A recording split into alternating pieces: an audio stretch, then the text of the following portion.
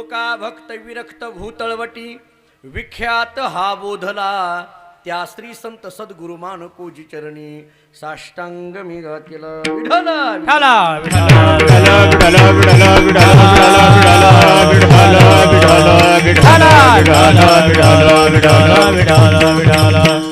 पुन्हा आला विटेवरी पितांबरधारी सुंदर जो डोळे कान त्याच्या ठाई मन पायी राहू हे प्रस्तुत कीर्तन रूपी सेवेकरिता म्हणजे निरूपणाकरिता प्राप्त असणारा भंग महान भगवत भक्त जगद्गुरु श्री संत तुकाराम महाराज यांचा भगवंताच्या सगुण रूपाचं वर्णन करणारा गोड असा चारचरणाचा अभंग। या अभंगातून जगद्गुरु श्री संत तुकोबाराय सांगतायत निर्गुण असलेलं जे ब्रह्मतत्व आहे ते सगुणाला आलं विठेवर परमात्मा आलेला आहे। विठेवर आलेला परमात्मा कसा आहे? पितांबर धारण केलेला आहे, सुंदर आहे आणि असा सुंदर परमात्मा पाहिल्याबरोबर तुकोबाराय सांगतात डोळे कान त्या भगवंताच्या ठिकाणी स्थिर झालेली आहे, मनही त्या भगवंताच्या ठिकाणी स्थिर व्हावं अशी अपेक्षा आहे। तुकाराम महाराजांना विचारलं, महाराज डोळे कान आणि मन ज्या स्वरूपाच्या ठिकाणी स्थिर व्हावं अशी अपेक्षा आहे त्या भगवंताचं सामर्थ्य तरी काय? निवारोनी जाय माया असं त्या भगवंताचं सामर्थ्य आहे आणि माया निवारण्याचं सामर्थ्य ज्या भगवंताकडे आहे असं ते परमात्मा समध्यान रूपी असलेला परमात्मा आणि चरण सुकुमार असलेला परमात्मा त्या परमात्म्याच्या ठिकाणी डोळे कान राहिलेले आहेत, मनही राहावं ही अपेक्षा। विठ्ठला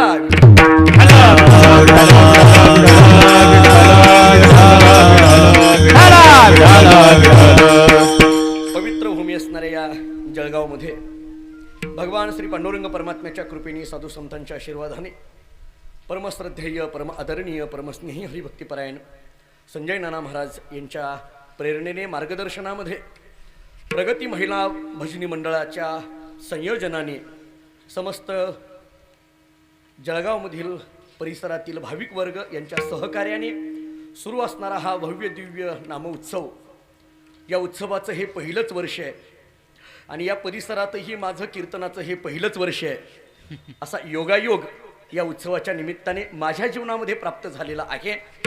ऐतिहासिक आणि आध्यात्मिक भूमी म्हणून या भूमीकडे पाहिलं जातं आणि या भूमीमध्ये अतिशय भव्यता आणि दिव्यता या उत्सवाला प्राप्त झालेली आहे। विठ्ठल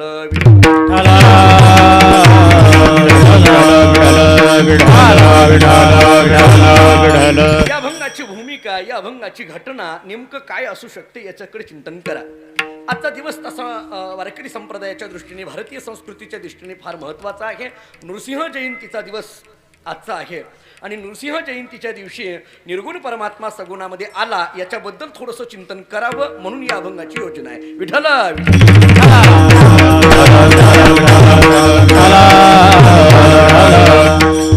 या अभंगाच्या भूमिकेकडे, या अभंगाची नेमकं काय घटना असू शकते? जगद्गुरु श्री संत तुकोबाराय या अभंगामध्ये परमात्म्याचं वर्णन करतात। हा सर्वसाधारणपणे या अभंगाकडे पाहण्याचा प्रत्येकाचा दृष्टिकोन अशा पद्धतीचा आहे। ठीक आहे, तुकोबाराय या अभंगातून परमात्म्याचं वर्णन करतात। वर्णनीय असा एक फक्त भगवान परमात्मा आहे। जगामध्ये 5 शब्द मराठी भाषेमध्ये आपल्याकडे वापरले जातात, धावते बोलून जातो। जगामध्ये काही लोक माननीय आहेत, जगामध्ये काही लोक आदरणीय आहेत, जगामध्ये काही लोक पूजनीय आहेत, जगामध्ये काही लोक त्यजनीय आहेत आणि जगामध्ये काही लोक वर्णनीय आहेत। एवढ्या 5च मुद्द्याचं चिंतन करा। ऐका, जगामध्ये काही लोक माननीय आहेत, काही लोकांची नावं घेताना आपल्याला माननीय असं म्हणावं लागतं। माननीय अमुक अमुक हा शब्द तिकडल्या स्टेजवरचा आहे, इकडला नव्हे, तुम्हाला कळालं असेल। माननीय म्हणजे काय? ज्यांना फक्त मानायचंच, बाकी काही करायचं नाही, त्याचं नाव माननीय। साधी व्याख्या संपली। दुसऱ्या व्याख्याकडे या। काय शब्द सांगितला मी? आदरणीय। आदरणीय म्हणायचं कोणाला? व्यवहार असा शिकविला जातो, घरातील वडीलधारी व्यक्तीचं नाव घेताना आपण आदरणीय म्हणावं आणि मग आपल्या वडीलधारी व्यक्तीचं नाव घ्यावं असा आम्हाला व्यवहार शिकविला जातो। अहो, असं सांगतात की लहानांनी मोठ्यांचं नाव घेताना आदरणीय म्हणावं आणि मग मोठ्या भावाचं नाव सांगावं, आदरणीय म्हणावं मग आणि आपल्या वडिलाचं नाव सांगावं असा व्यवहार शिकविला जातो। आदरणीय शब्द घरातील वडीलधारी व्यक्तीच्या बाबतीत वापरला जातो। दुसरा शब्द संपला। तिसऱ्या शब्दाकडे या। काय आहे तिसरा शब्द? पूजनीय। शास्त्र आम्हाला असं सांगतंय, आपल्या सद्गुरूंचं नाव सांगत असताना असं डायरेक्ट गुरुचं नाव सांगू नये, परमपूज्य म्हणावं आणि मग गुरुचं नाव सांगावं असं आम्हाला शास्त्र सांगतंय। म्हणून पूजनीय हा शब्द सद्गुरूंच्या बाबतीत आलेला आहे। तिसरा शब्द संपला. चौथा शब्द आहे तो त्यजनीय. दुर्जनांच्या बाबतीत जो शब्द आहे ना तो त्यजनीय आहे. नारदांनी भक्तिसूत्रामध्ये सांगितलेलं सूत्र ऐका, दुसंग सर्वथैव त्याज्य. हा, याच्यामध्ये नारदांची भूमिका अशी आहे की जे दुर्जन असतील ना त्याच्या बाबतीत जो शब्द आहे तो त्यजनीय. चौथा शब्द संपला आणि पाचवा शब्द आहे वर्णनीय. जगामध्ये वर्णनीय असं कोण आहे? एक तर साधू संत वर्णनीय आहेत किंवा फक्त एक भगवान परमात्मा वर्णनीय आहे. म्हणून तुकाराम महाराज अभंगामध्ये वर्णन करू लागले. विठ्ठला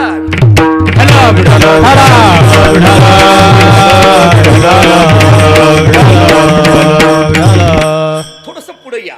माझा मुद्दा काय चाललाय, या अभंगामध्ये जगद्गुरु श्री संत तुकाराम महाराज परमात्म्याचं वर्णन करतात. एवढ्या एका वाक्यातून चिंतनाला प्रारंभ केलेला आहे. हे वाक्य प्रस्तावनेमधलं सगळ्यात महत्वाचं आहे आणि त्या वाक्याच्या अनुषंगाने पूर्ण अभंगाच्या 4 चरणाचा विचार करण्यात येईल. ठीक आहे, वर्णनीय असा परमात्मा आहे म्हणून तुकाराम महाराज या अभंगामध्ये परमात्म्याचं वर्णन करतात. हा एक अशा पद्धतीचा साधा व्यवहारातलं वाक्य संपलं. आणखीन थोडासा व्यवहार पुढे बोलतो. व्यवहार असा शिकविला जातो, छोट्यानी मोठ्यांचं वर्णन करावं असा व्यवहार शिकविला जातो. बरोबर आहे? आम्हाला काय सांगितलं जातं घरामध्ये? छोट्यानी मोठ्यांचं वर्णन करावं.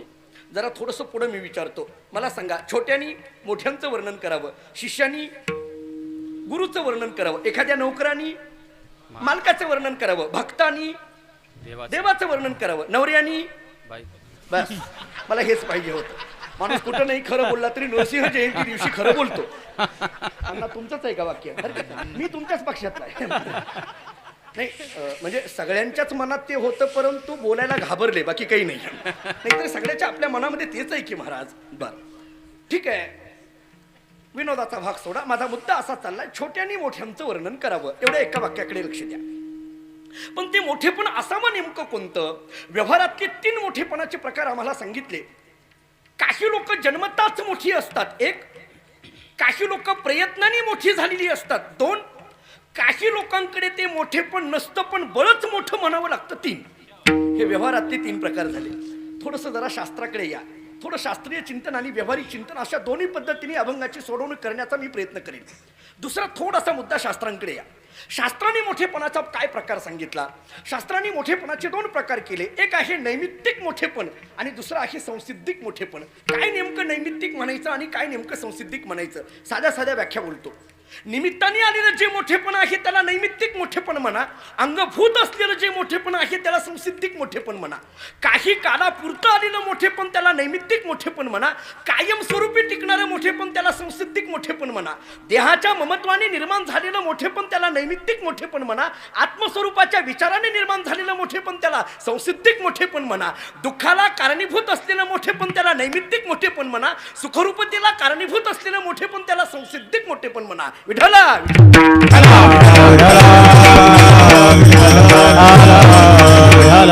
रात्रभर फरक सांगेल महाराज. नैमित्तिक म्हणायचं कशाला आणि संसिद्धिक म्हणायचं कशाला? साधी व्याख्या शब्दाकडे लक्ष द्या. निमित्ताने आलेलं मोठेपण याला नैमित्तिक म्हणा. कायम असलेलं मोठेपण याला संसिद्धिक म्हणा. धावता एक दृष्टांत देतो. एक महिला बाजारामध्ये गेली. बाजारामध्ये गेल्यानंतर भांड्याच्या दुकानात गेली. भांडी खरेदी करू लागली. तिला ते भगुनी हवी होती. तुमच्याकडे काय म्हणतात मला माहीत नाही, भगुन पातेलं काही, कारण तुमच्या भाषेमध्ये आणि माझ्या भाषेमध्ये खूप फरक आहे हे मला सकाळपासून जाणवायला लागलंय. सोपान भाऊ, हां मी तुमच्याकरता बोलतोय. खूप सकाळपासून मला आणि त्यांच्या ते म्हटले हरिपाठ आपटला म्हणले. मला कळे ना हरिपाठ आपटला म्हणजे काय. आमच्याकडे आपटलं म्हणजे पडलं, पण आपटला म्हणजे आटपला हे पुन्हा कळालं मला. असं मराठी भाषेमध्ये तुमच्या माझ्या मराठी भाषेमध्ये फरक आहे आणि त्यातल्या त्यात मी थोडासा मी तुम्हाला माहीतही नाही भाऊ राग आला म्हणून वाजवलं का काय, तसं करू नका. खरं तर सोपान भाऊचा आणि आमचा नानांच्यामुळे एवढा जिव्हाळ्याचा संबंध झालाय. मला तर असं वाटतं नाना, महाराष्ट्रातल्या सगळ्या कीर्तनकारांनी सप्ताह करायचं म्हटलं की सोपान भाऊची सिस्टीम लावायला पाहिजे, इतकं माहिती आहे मला.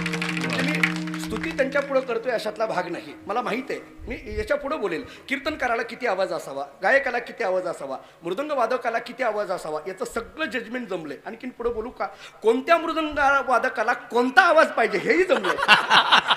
हे थोडं कंसातलंच आहे. गंभीर महाराज आल्यानंतर त्यांच्या छापाकडल्या माईकला किती आवाज पाहिजे आणि धुमाकडे किती माईक पाहिजे हे सगळं जजमेंट जमलंय. सगळ्या गायक वादकाला माईक सिस्टीमच्या बाबतीत मला वाटतं सोपन भाऊ बद्दल कधीच तक्रार येणार नाही. अशी माईक सिस्टीम म्हणजे आमची दादू माईक सिस्टीम आहे. विठाला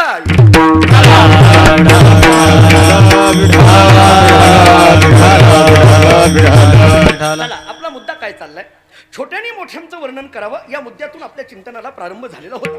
ते मोठेपण कोणतं असावं याचा मुद्दा आपल्या चाललेला होता. मी शास्त्रातले 2 मोठेपणाचे प्रकार सांगितलेले होते. कोणते, एक नैमित्तिक आणि दुसरं संसिद्धिक. नैमित्तिक म्हणजे निमित्ताने आलेलं आणि संसिद्धिक म्हणजे अंगभूत म्हणजे कायमस्वरूपी टिकणारं. मी दृष्टांत देत होतो. एक स्त्री बाजारामध्ये गेली. बाजारामध्ये गेल्यानंतर भांड्याच्या दुकानात गेली. एक एक भांडी खरेदी करू लागली. तिला ते बघुनी हवी होती, पातेली हवी होती. स्टीलचं आहे, जर्मनचं आहे, पितळीचं आहे, वेगवेगळ्या धातूची ही बघुनी आणि प्रत्येकाची किंमत वेगवेगळी. कोणाची 200 आहे, कोणाची 150 आहे, कोणाची 100 आहे, कोणाची 50 आहे. अशा वेगवेगळ्या किमतीची एक एक बघुनी विकत घेतली, एका बॅगमध्ये घातली आणि घराकडे निघत असताना एका कुंभाराच्या दरवाजाकडून जात होती. त्या कुंभार दादाला विचारलं, दादा तुमच्याकडे काय काय आहे? त्यांनी सांगितलं, मोठे मोठे रांजण आहेत, मोठे मोठे डेरे आहेत, छोटी छोटी मडकी आहेत. मडकं माहिती आहे आपल्याला, अगदी छोटं असतं. त्या स्त्रीला ते मडकं हवं होतं म्हणून त्या कुंभार दादाला विचारलं, दादा या मडक्याची किंमत काय? कुंभार दादांनी सांगितलं 2 रुपये. 200 रुपयाची भगुनी त्या पिशवीमध्ये होती. अधिक हे 2 रुपयाचं मडकं घेतलं. घरामध्ये आल्यानंतर ज्याची ज्याची कामं वाटून दिलेली होती. दूध कशामध्ये असावं, चहा कशामध्ये असावं, पाणी कशामध्ये असावं, भाजी कशामध्ये असावी, सगळी कामं वाटून दिली. प्रत्येक भगुन्याला काम वाटून दिलं. राहिलं ते मडकं. किंमत किती होती त्याची? 2 रुपये. या बाईने विचार केला, या 2 रुपयाच्या मडक्यामध्ये काय ठेवावं. घरामध्ये भरपूर गाई म्हशी, भरपूर दूध होतं. भरपूर दूध असल्यामुळे भरपूर दही होतं. त्या मडक्यामध्ये दही ठेवलं.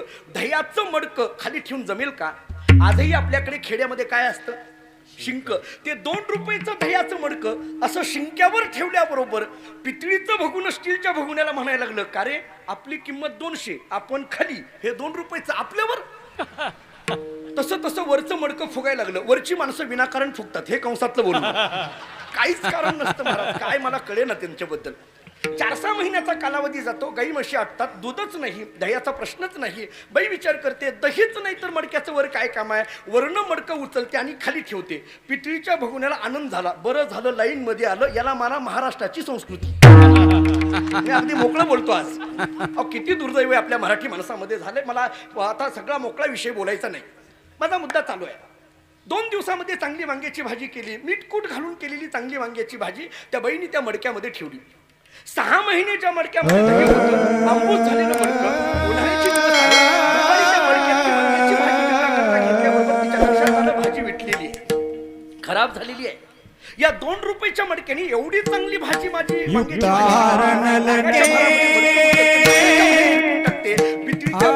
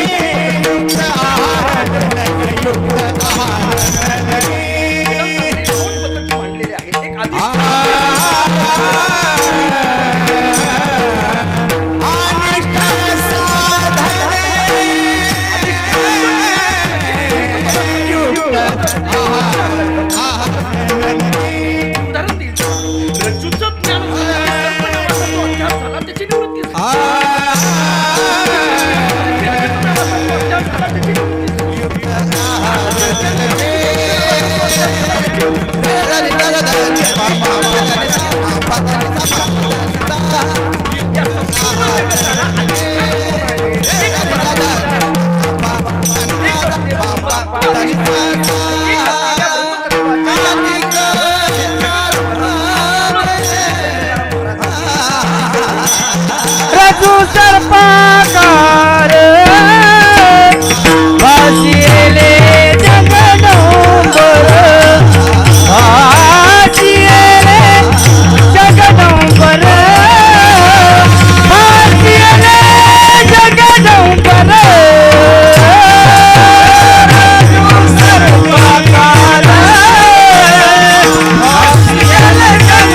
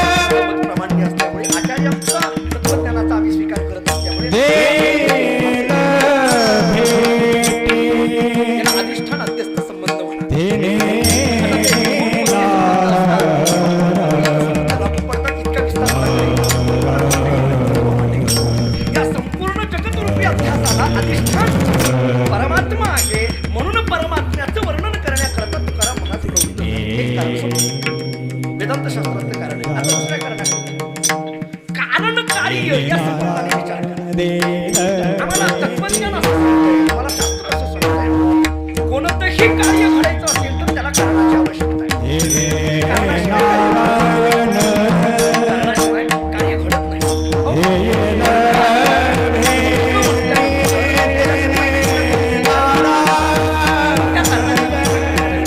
उपादान कारण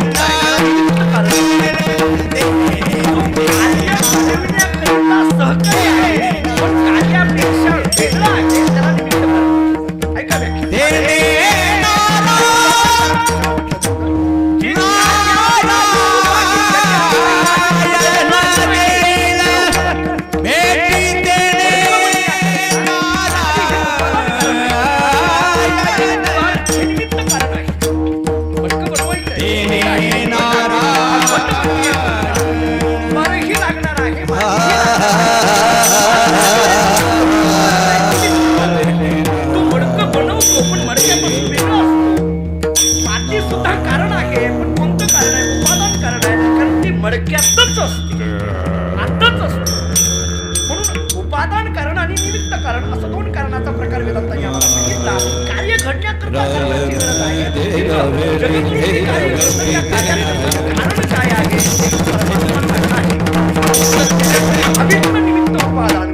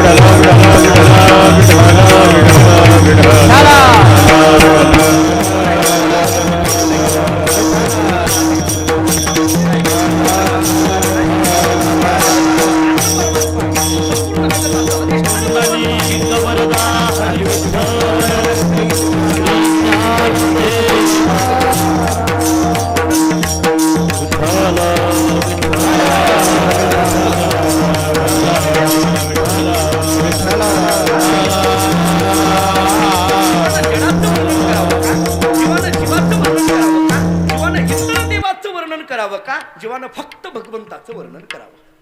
नेमकं जीवानं वर्णन करायचं कोणाचं करावं. जीवन जर जडाच्या वर्णनाकरता प्रवृत्त झाला तर काय फायदा. जड नामसंसार संसारातल्या वस्तूच्या वर्णनाकरता जीव जर प्रवृत्त झाला तर त्याच्या पदरामध्ये दुःखच पडेल. कारण ज्याच्यामध्ये दुःखच दुःख आहे. अहो महाराजांनी त्याच्या पुढे जाऊन सांगितलंय सुखाचा विचार नाही कोठे सुखाचा विचार नाही कोठे सुखाचा विचार नाही कोठे सुखाचा विचार दुःख बांधवणी आहे हा संसार सुखाचा विचार नाही कोठे सुखाचा विचार नाही कोठे दुःख बांधवणी आहे हा संसार सुखाचा विचार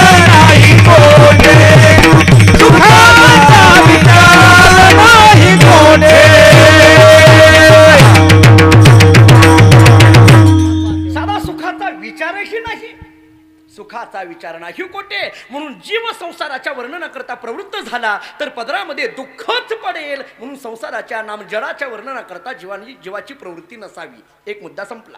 विस्तार खूप आहेत बरं, प्रत्येक मुद्द्याची विस्तार खूप आहेत, पण माझ्याकडे तेवढा वेळ नाही. मला अगदी वेळेत सगळं संपवायचं आहे. अभंगाकडे आणखीन पुढे जायचं आहे. ही सगळी प्रस्तावना चालली आहे. ठीक आहे, जीव जडाच्या वर्णनामध्ये प्रवृत्त होऊ नये, संपला एक विषय.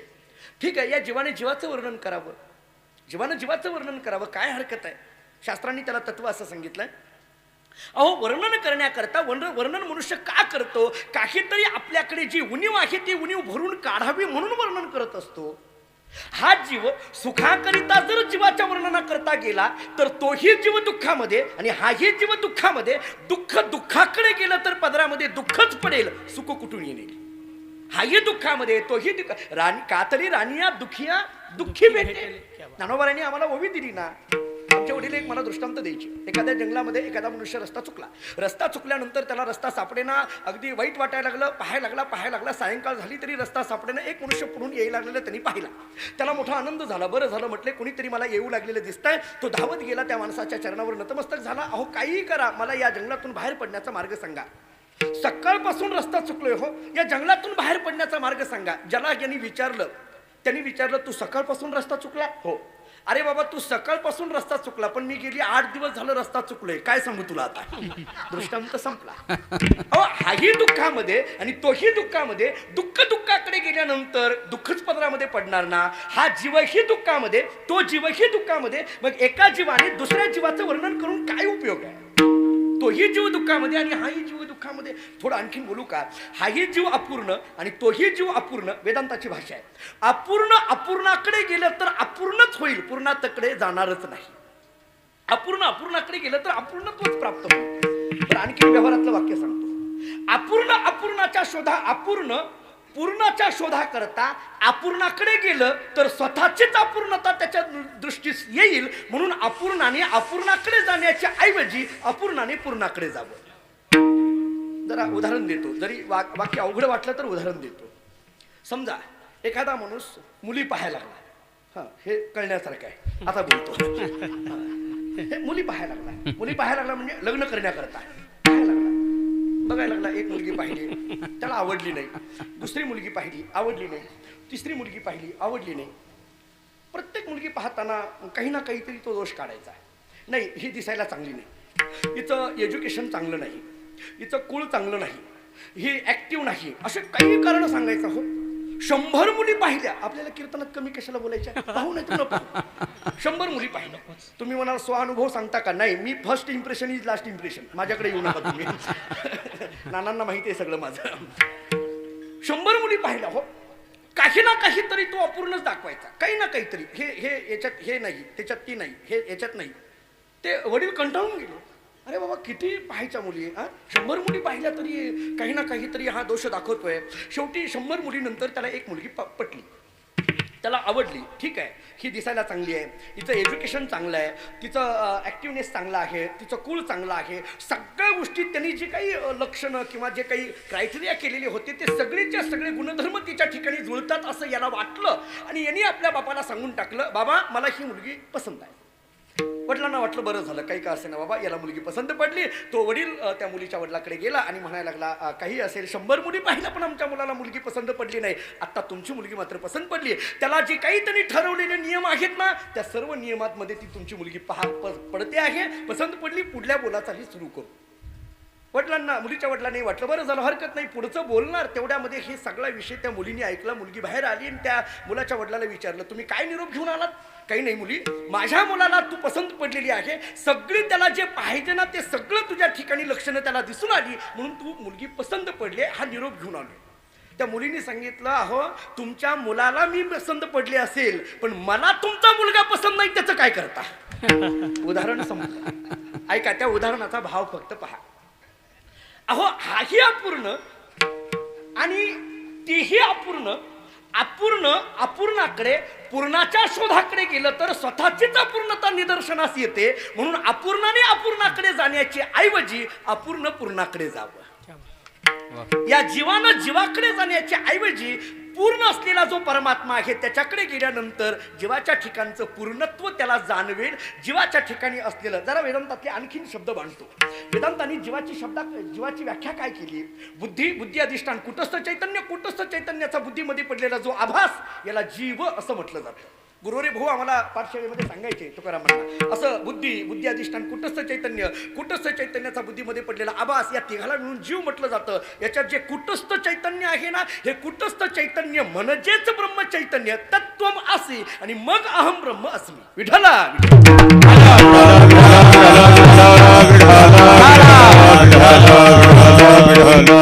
दुसरा मुद्दा माझा संपला. जीव जडाकडे जाऊ नये, जीव जीवाकडे जाऊ नये. बर मग जीव इतर देवाकडे जा. ऐका आता तिसरा मुद्दा. जीवानं इतर देवाकडे जावं. इतर देव असा शब्द वापरला की तुकाराम महाराजांनी कडक शब्द दिले. महाराज इतर देवाकडे जाऊ असं जर म्हटलं की तुकाराम महाराजांनी सांगितलं आम्हाला मान्यच नाही, आम्हाला मान्य नाही. का मान्य नाही? तुकाराम महाराजांनी त्या देवताच्या बद्दल जे शब्द वापरले, शेंदरी हेंदरी दैवते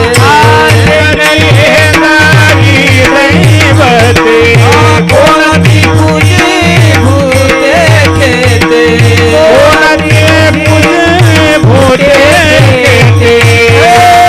आपुल्या पोटासी रडते मागते सीते अवधान, आपुल्या पोटासी रडते मागते सीते अवधान. शेंदरी हेंदरी दैवते कोणाची पूजी भूते खेते, आपुल्या पोटासी रडते मागते सीते अवधान. हेंदरी दैवते कोणाची पूजी भूते खेते, आपुल्या पोटासी रडते मागते सीते अवधान. जीवाने इतर देवाकडे जावं काय हरकत आहे? जीव जडाकडे जाऊ नको म्हणताना तुकोबर आहे तुम्ही. बर मग जीवानं जीवाकडे जावं तुकोबराने सांगितलं तिथेही जाऊन उपयोग नाही. जीवानं जडाकडे जाऊ नये, जीवानं जीवाकडे जाऊ नये. मग जीव इतर देवाकडे गेला. तुकाराम महाराज म्हणतात आम्हाला ते मान्यच नाही. सेंदरी हेंदरी दैवते. तुकाराम महाराजांनी या इतर देवाला सेंदरी हेंदरी म्हटलं. आम्ही पाठशाळेमध्ये असताना गुरुवर भाऊने विचारलं हे हेंदरी म्हटलं याचं काय? इतर देवांची निंदा केली ना. हे तुकाराम महाराजांनी असं इतर देवाची निंदा करावी का? याच्याकरता सूत्र सांगतो ऐका. इतर देवाची निंदा विचारसागरांनी सांगितलेलं सूत्र सांगतो. विचारसागरांनी आम्हाला काय सांगितलं? इतर देवाची निंदा ही एकाच्या स्तुतीकरिता असते, इतर देवाच्या त्यागाकरिता नसते. वाक्य ऐका. इतर देवाची निंदा ही एक असलेल्या परमात्म्याच्या स्तुतीकरिता आहे, ती इतर देवांच्या त्यागाकरिता नाही. अहो आम्हाला कुलदैवत काही सांगितलेली आहेत म्हणून काही ते आम्हाला तुकाराम महाराजांनी सेंदरी हेंदरी दैवते म्हटले म्हणून कुलाचार सोडावा का? त्याचा त्याग करावा का? त्याचा त्यागामध्ये तुकोबरांची प्रवृत्ती नाही. एक असलेला जो भगवान पांडुरंग परमात्मा त्याच्या स्तुतीमध्ये तुकाराम महाराजांची प्रवृत्ती आहे. त्याच्याकरता वेदानी सूत्र आम्हाला असं दिलंय नहीं निंदा निंदेतून प्रवृत्तते किंतु विधीतून प्रवृत्तते. विठला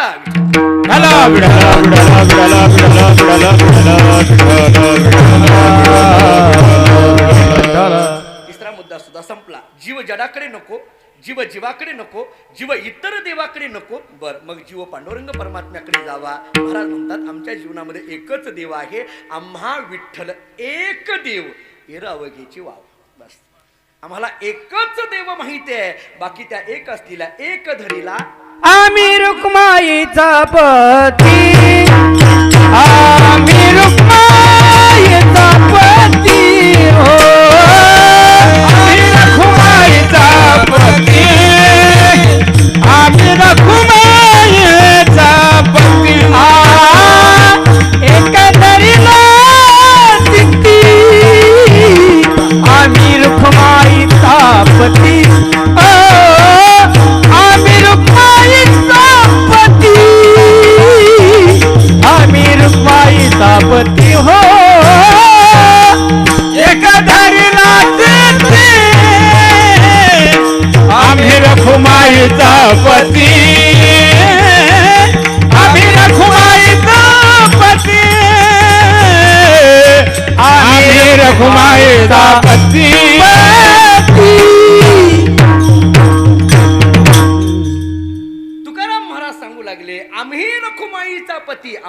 एकच देव माहिती आहे, बाकी त्याच्याशिवाय दुसरा कोणी नाही. तुकाराम महाराजांना एकाने विचारलं, महाराज अहो गेली तासभर तुम्ही सांगताय म्हटले आम्ही याचं वर्णन करू याचं वर्णन करू, बरं त्या देवाच्या वर्णनापर्यंत तुम्ही आला, तिथपर्यंत तुम्ही आला, वर्णनीय तोच आहे, तो त्याचंच वर्णन का करा, हे सगळं निर्माण त्यांनी केलं म्हणून त्याचं वर्णन करा.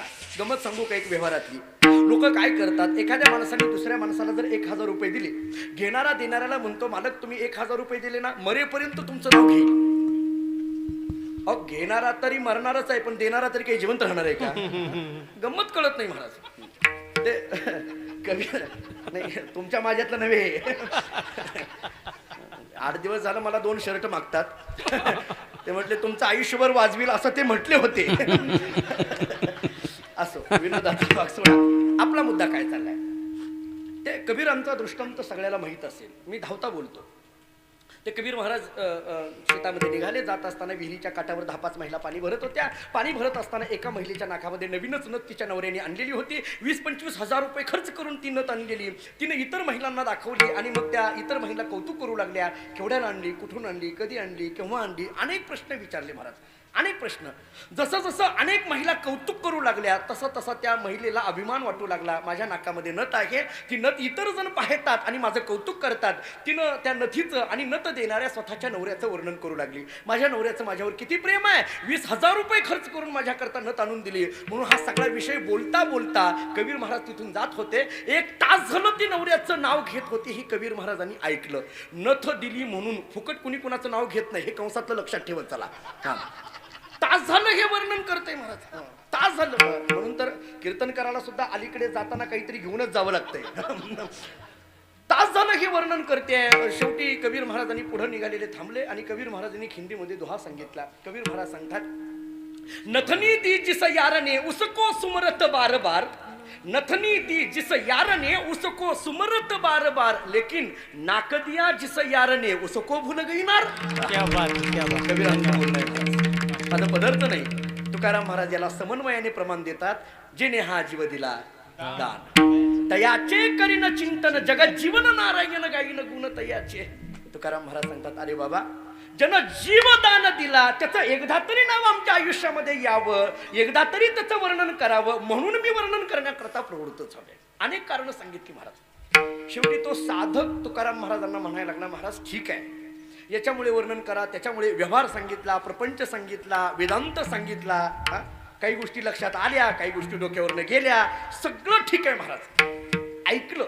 पण तुम्ही ज्या पांडुरंगाचं वर्णन करता, तुम्ही म्हणता जो देव देव म्हणता, तो देव आहे तरी कुठं हो म्हटलं. कारण कुणाकडे गेलो, एखाद्या अद्वैत वेदांत शास्त्राकडे आम्ही पाहायला गेलो तर तिथली वेदांत शास्त्राची मतं आम्हाला सगळी असं सांगतात की त्याला रूप नाही, त्याला रंग नाही, रंग नहीं रूप नहीं नहीं वर्ण छाया, रंग नहीं रूप नहीं नहीं वर्ण छाया, रंग नहीं रूप नहीं नहीं वर्ण छाया, रंग नहीं रूप नहीं नहीं वर्ण छाया, निराकार निर्गुण निराकार निर्गुण तुझी रघुराया तुझी रघुराया, मैं गुलाम मैं गुलाम मैं गुलाम तेरा, मैं गुलाम मैं गुलाम मैं गुलाम तेरा, मैं गुलाम मैं गुलाम मैं गुलाम तेरा, मैं गुलाम मैं गुलाम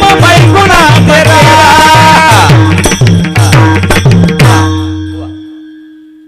निर्गुण तत्वाकडे जर पाहायला गेलो, अद्वैत वेदांत शास्त्राकडे पाहायला गेलो तर त्यांनी सांगितलं आम्हाला गुण नाही, रूप नाही, रंग नाही, छाया नाही, काहीच नाही म्हणून सांगितलं, आकार नाही, अवयव नाही असं सांगतात.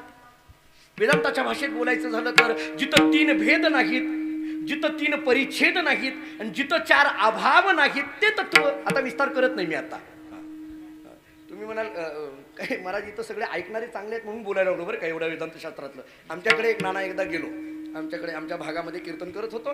कीर्तन करताना मला सवय वेदांताच्या काही प्रक्रिया मांडायच्या, ते मांडत होते, आमचे सगळे ऐकत होते. झाल्यानंतर दुसऱ्या दिवशी विचारलं, काय रे म्हटले कुठे गेलं होतं, म्हटले बोधले महाराजांचे कीर्तनाला. काय सांगितलं महाराजांनी, ते काही सांगण्यासारखं होतं का म्हटले. दुसरे विचारलं का, म्हटले रात्रीचं कीर्तन लई खोल होतं. आमच्याकडे शब्द आहेत बरं का, आमच्याकडली भाषा आहे. पण इथं मात्र श्रोता ऐकणार आहे म्हणून वेदांतातल्या प्रक्रिया बोलण्याचा प्रयत्न करतोय. माझाही फारसा वेदांत तयार नाही. आमचे वडील सांगायचे बरं का अण्णा, दादा सांगायचे वेदांतिक वेदांतिक कुणाला म्हणायचं बरं का नाना, वेदांतिक कुणाला म्हणायचं. विनोदाने व्याख्या सांगायचे गंभीर महाराज. ते म्हणायचे वेदांतिक त्याला म्हणायचं जे स्वतःला कळत नाही ते दुसऱ्याला न कळणाऱ्या भाषेत सांगायचं, त्याचं नाव वेदांतिक म्हणायचं. ही आमची वडिलांची भाषा सांगतो असं काही. कारण वेदांतातले काही पारिभाषिक शब्द असे आहेत महाराज की ते अगदी मला सांगा, परोक्ष आणि अपरोक्ष हे दोन शब्द आहेत. परोक्ष म्हणजे काय? अप्रत्यक्ष. आणि अपरोक्ष म्हणजे काय? प्रत्यक्ष. हे उलटच वाटतं का नाही व्यवहारामध्ये? म्हणजे मराठी भाषा आम्ही ज्या परोक्ष म्हणायचं कशाला, अपरोक्ष म्हणायचं कशाला, हे वेदांतातले शब्द जाणून घेण्याकरता त्या पारिभाषिक शब्दाचा अभ्यास करावा लागतो महाराज. आमच्याकडे मी एकदा मोक्ष शब्दाची व्याख्या सांगितली. मी म्हटलं आत्यंतिक दुःख निवृत्ती आणि परमानंद प्राप्ती म्हणजे मोक्ष. वेदांताही आम्हाला सांगितलं. आमचे वडील म्हटले हे ऐकायला जड जातं. म्हटलं मग तुम्ही सोपी सांगा. ते म्हटले मोकळं होणं म्हणजे मोक्ष, बाकी काही नाही. काही शब्द असे असो. आपला मुद्दा असा चाललाय की निर्गुण तत्वाच्या बाबतीत ते तत्व कसं आहे, ब्रह्मतत्व कसं आहे, तीन भेद, स्वगत सजातीय विजातीय भेदरहित, कालपरिच्छेद वस्तुपरिच्छेद देशपरिच्छेद रहित, प्रागभाव प्रध्वंसाभाव अन्योन्याभाव अत्यंत अभावरहित असलेलं जे तत्व आहे ते ब्रह्मतत्व आहे. तो साधक महाराजांना म्हणू लागला असं ब्रह्मतत्व तुम्ही वर्णन करा म्हणता, पण ज्याला आकारच नाही, ज्याला अवयवच नाही, ज्याला रूपच नाही, ज्याला गुणच नाही, अशाचं काय वर्णन आम्ही करणार? कसं वर्णन करणार? वर्णन करण्याकरता शब्दाची गरज आहे, शब्दाकरता आकाराची गरज आहे, अवयवाची गरज आहे, रंगाची गरज आहे, रूपाची गरज आहे. याच्याकरता पाहिजे ना. इथं काहीच नाही ना. कुठं वर्णन करायचं, कुठं जायचं? तुकाराम महाराजांनी सांगितलं अरे बाबा ते जे निर्गुण तत्व आहे ना तेच आता सगुणाला आलेलं आहे. ते कुठं आहे? गुण आला विटेवरी, गुण आला विटेवरी, गुण आला विटेवरी, गुण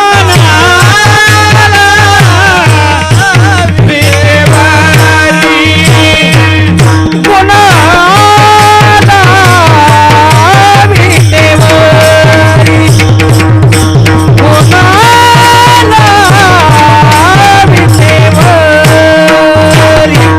गुण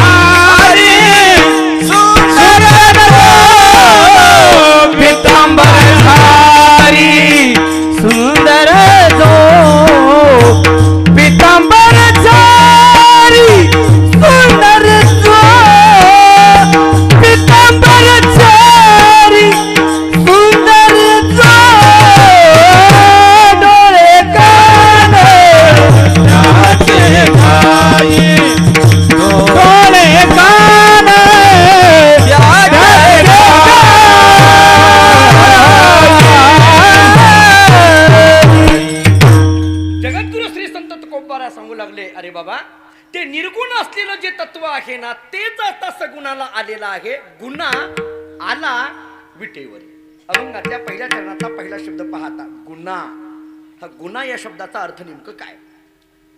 चार पद्धतीचं चिंतन शास्त्रांनी सांगितलेलं आहे. निर्गुण निराकार वेगळा, सगुण निराकार वेगळा, सगुण साकार वेगळा आणि मूर्ती रूपाने वेगळा.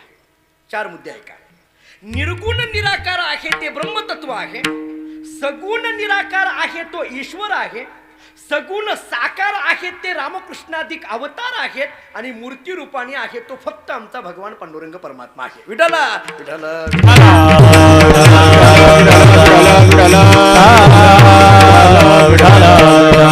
आता ते निर्गुण असलेलं आहे ना, ते सगुणाला आलं, गुणाला आला, गुणा आला. हा आला शब्द लक्षात घ्या. हे आला का म्हटलं, जरा मराठी भाषेची गंमत सांगतो. आला म्हणणं वेगळं आणि आलो म्हणणं वेगळं. आला म्हणणं वेगळं आणि आलो म्हणणं वेगळं. आलो शब्द आपल्याकडे आहे वाङ्मयामध्ये. आलो याची कारण असे आम्ही वैकुंठवासी आलो असा शब्द तुकाराम महाराजांनी वापरला. हे आला म्हणजे काय ना आलो म्हणजे काय कळण्याकरता बोलतो. देवाकरता जो शब्द आहे तो आला आणि संतांकरता जो शब्द आहे तो आलो. मग ह्याच्यात काय फरक आहे? याच्यात एकच फरक. आला शब्द हा पारतंत्र्यातला आहे आणि आलो शब्द हा स्वातंत्र्यातला आहे. एवढाच फरक करा. आलो म्हणण्यामध्ये स्वातंत्र्याची भूमिका आहे. हो, आलो बघा तुम्ही शब्द कसा आहे, आलो याची कारण अशी, हे म्हणण्यामध्ये काय आहे? स्वातंत्र्य आहे. किंवा घेईन मी जन्म, हे स्वातंत्र्यातली भूमिका आहे. घेईन हे कोणी म्हणू शकत नाही. आलो घेईन हे म्हणण्याचं धाडस फक्त संतांचं आहे. धावत्या व्याख्या सांगतो. येण्यामध्ये पारतंत्र्य परंतु जाण्यामध्ये स्वतंत्र, त्याला देव म्हणा. येण्यामध्येही स्वतंत्र आणि जाण्यामध्येही स्वतंत्र, त्यांना संत म्हणा. येण्यातही परतंत्र जाण्यातही परतंत्र, त्याला माणूस म्हणा. कळालं काय व्याख्या? साध्या व्याख्या, साधी व्याख्या. येण्यामध्ये परतंत्र पण जाण्यामध्ये स्वतंत्र. आज नृसिंह जयंतीचा दिवस आहे. भगवान नृसिंह परमात्मा आले परंतु त्याच्याकरता कोणीतरी हाक मारावी लागली, म्हणजे त्याच्याकरता भक्त प्रल्हादच पाहिजे. महाराज प्रल्हादाला हाका माराव्या लागला, या म्हणावं लागलं. आला परंतु कोणीतरी भक्त झालेला आहे. येण्यामध्ये देव स्वतंत्र नाही, आणावं लागतं. आणि याला रूपा बळे करुणी खळे हरिदासी, करुणी खळे हरिदासी, करुणी खळे हरिदासी. आणि याला रूपा बळे करुणी खळे हरिदासी, करुणी खळे हरिदासी, करुणी खळे हरिदासी.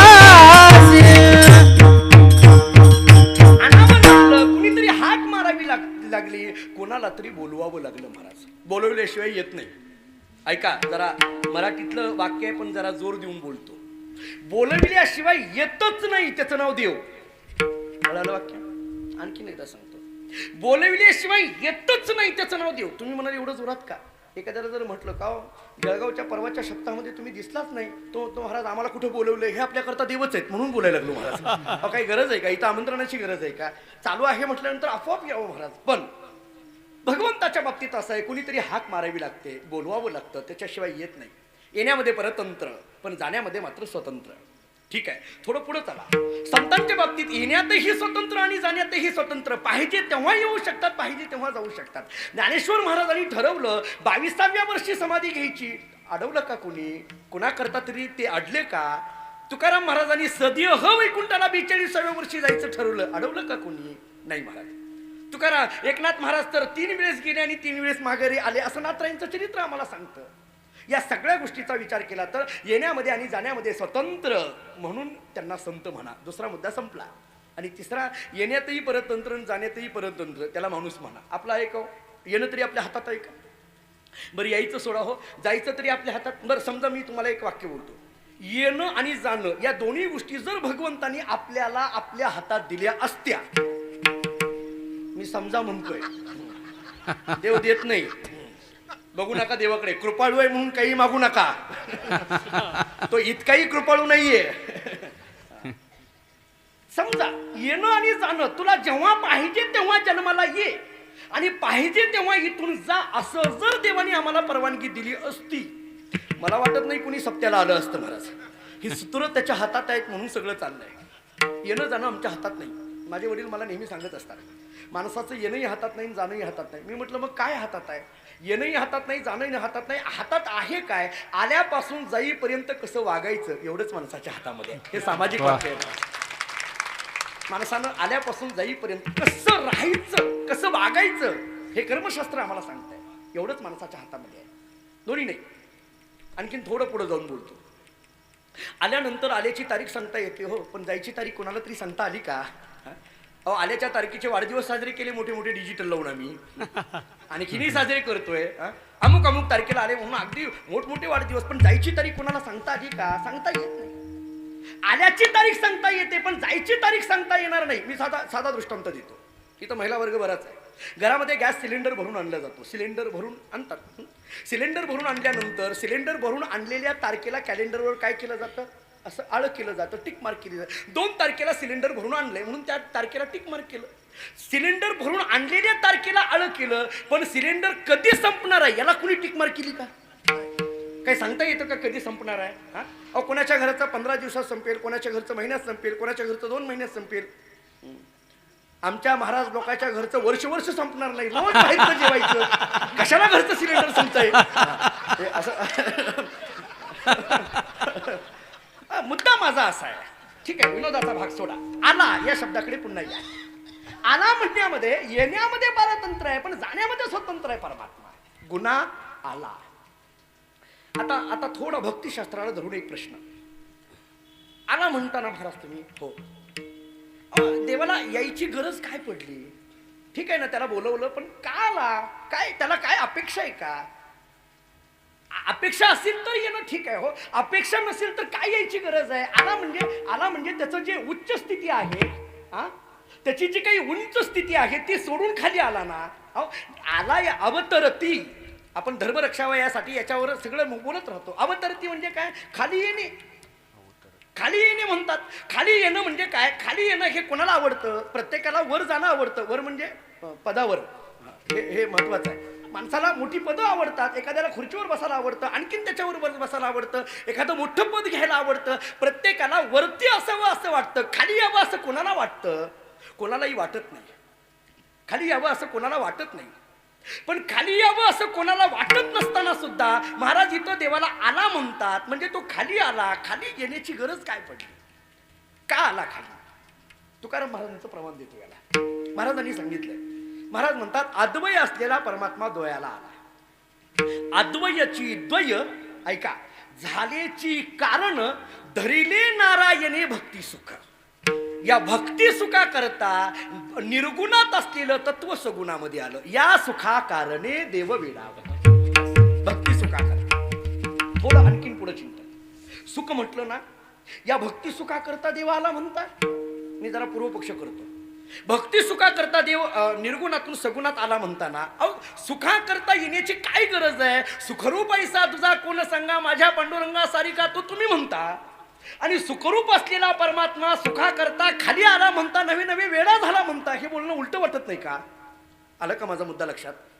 सुखरूप म्हणायचं का नाही? देवाला सुखरूप म्हणता तुम्ही. सुखरूप देवाचं वर्णन करायचं. सुखरूप असलेला देव सुखा करता वेडा झाला म्हणायचं. हे उलट नाही तर कसं आहे?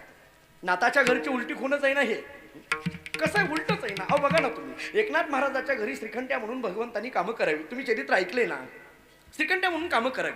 36 वर्ष देवानी कामं केली. अहो गंमत अशी आहे, 36 वर्ष कामं करत असताना असं सांगतात की नाथ महाराजांनी त्या परमात्म्याला म्हणजे श्रीखंड्याला म्हणावं, मला पूजा करायची आहे, त्याच्याकरता चंदन उघळ. मग भगवंतांनी ते श्रीखंड्याच्या रूपाने ते चंदन उघळायचं. सगळं चंदन उघळायचं, हातामध्ये घ्यायचं आणि ते एकनाथ महाराजांना द्यायचं. एकनाथ महाराजांनी ते चंदन घ्यायचं आणि देवघरातल्या लाकडी पांडुरंगाला लावायचं. नाथाच्या घरची उलटी खून. अहो दिलंय कुणी? पांडुरंगानेच दिलं. लावता कोणाला? पांडुरंगालाच लावताना. मग भगवंतानी असं श्रीखंडाच्या रूपाने 36 वर्ष कामं का केली? धरिले नारायणे भक्ती सुख. धरिले नारायण भक्ती सुखा करता झालं महाराज. मी आणखीन एक प्रमाण देतो, जरा तात्विक वाटेल पण मला बोलायचं आहे आता.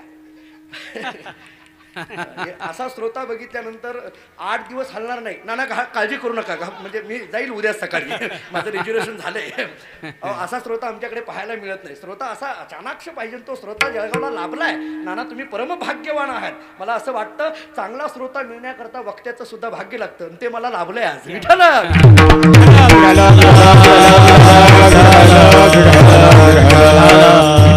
प्रमाण ऐका.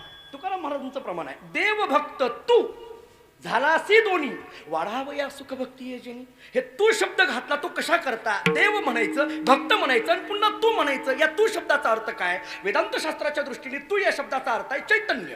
ते ब्रह्म चैतन्यच देव झालंय आणि ते ब्रह्म चैतन्यच भक्त झालंय. कशा करता? भक्ती सुख वाढवण्याकरता केलेली ही एक लीला आहे. भक्ती सुख वाढवण्याकरता ब्रह्मसूत्र भाष्याने आम्हाला ब्रह्मसूत्रामध्ये सूत्र असं सांगितलंय, लोकवत्तु लीला कैवल्यम. ब्रह्मसूत्र आम्हाला सांगतं ही लीला आहे, ही एक लीला आहे. ही लीला कशा करता केली? भक्ती सुख वाढावं म्हणून ही एक लीला आहे. भक्ती सुखा करता निर्गुण असलेला परमात्मा सगुणामध्ये आला म्हणून दुसरं कारणही संपलं. गुणा आला. एवढं झालं. महाराजांनी विचारलं कुठं आहे? पण ते विटेवरी. महाराजांनी सांगितलं विटेवर आहे. आता ही विटेवर म्हणजे ही विट नेमकी कोणती? या विटेचा इतिहास काय आहे? काय आहे? तुम्ही पंढरपूरला येता, पांडुरंगाचं दर्शन घेता, पांडुरंग परमात्मा विटेवर आहे असं ऐकलंय. कधी वेळ मिळाली तर आम्हाला वेळ थांबायला मिळाली तर पाहिलंय, ठीक आहे. पण ती वीट म्हणजे काय? या विटेचा अर्थ काय? पुंडलिकाने ती वीट भिरकावली ही कथा सगळ्यांना माहित आहे हो.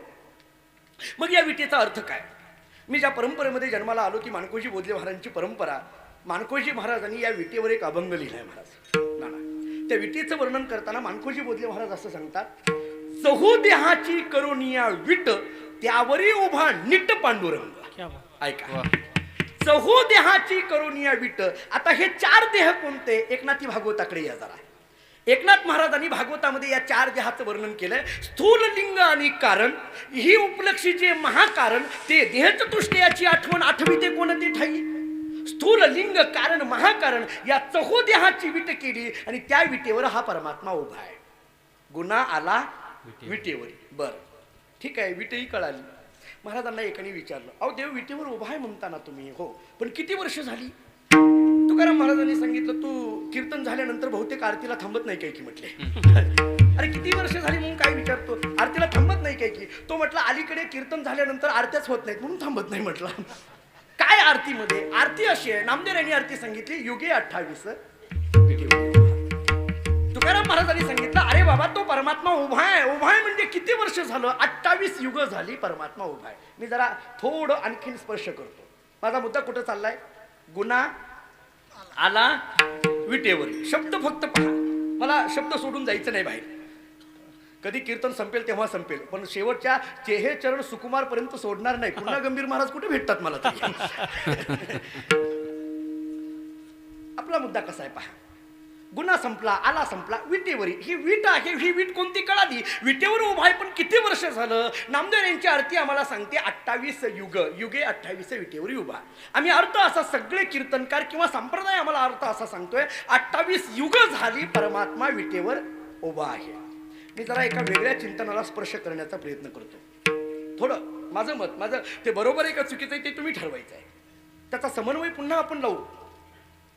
28 युग झाली परमात्मा विटेवर उभा आहे असं म्हणायचं का 28व्या युगामध्ये परमात्मा विटेवर उभा आहे असं म्हणायचं? तुम्ही म्हणा हे नको ते डोक्यात का घालायला लागलात? ऐका, जरा चिंतन करू. मी व्याकरण काढेल याच्याकरता आणि प्रमाण देईल आणि अनुभव देईल. नामदेव यांनी आरतीमध्ये प्रमाण वापरताना कोणतं प्रमाण वापरलं? युगे 28. बरोबर आहे. हे युगे शब्द वापरला ना, या युगे शब्दाकडे या. हा युगे शब्द मराठी व्याकरणाच्या दृष्टीने विभक्ती कोणती आहे? मराठी व्याकरणामध्ये या युगे शब्दाची विभक्ती कोणती आहे? युगे शब्दाची विभक्ती आहे सप्तमी. युगे ते ही विभक्ती कोणती? सप्तमी आहे. सप्तमी विभक्तीचा अर्थ काय होतो? आत किंवा मध्ये. सप्तमी विभक्तीचा अर्थ काय होतो? आत किंवा मध्ये. म्हणजे युगे या शब्दाची विभक्ती झाली सप्तमी आणि पुढे 28 शब्द आलेला आहे म्हणजे 28व्या युगामध्ये हा परमात्मा उभा आहे. हे व्याकरणाच्या दृष्टीने समोर आलं. समजा हे तुम्हाला नाही मान्य करायचं, जरा प्रमाणाकडे या. आता प्रमाणाने असं सांगितलं जातं आपल्याकडे, पुंडलिकाच्या भावार्था बस गोकुळयुनी झाला येता. पुंडलिकाच्या भावार्था. हा पुंडलिक कोणत्या युगातला आहे आणि हे गोकुळ कोणत्या युगातलं आहे? गोकुळ कोणत्या युगातलं आहे? द्वापार युगातलं. एवढं तर मान्य आहे ना.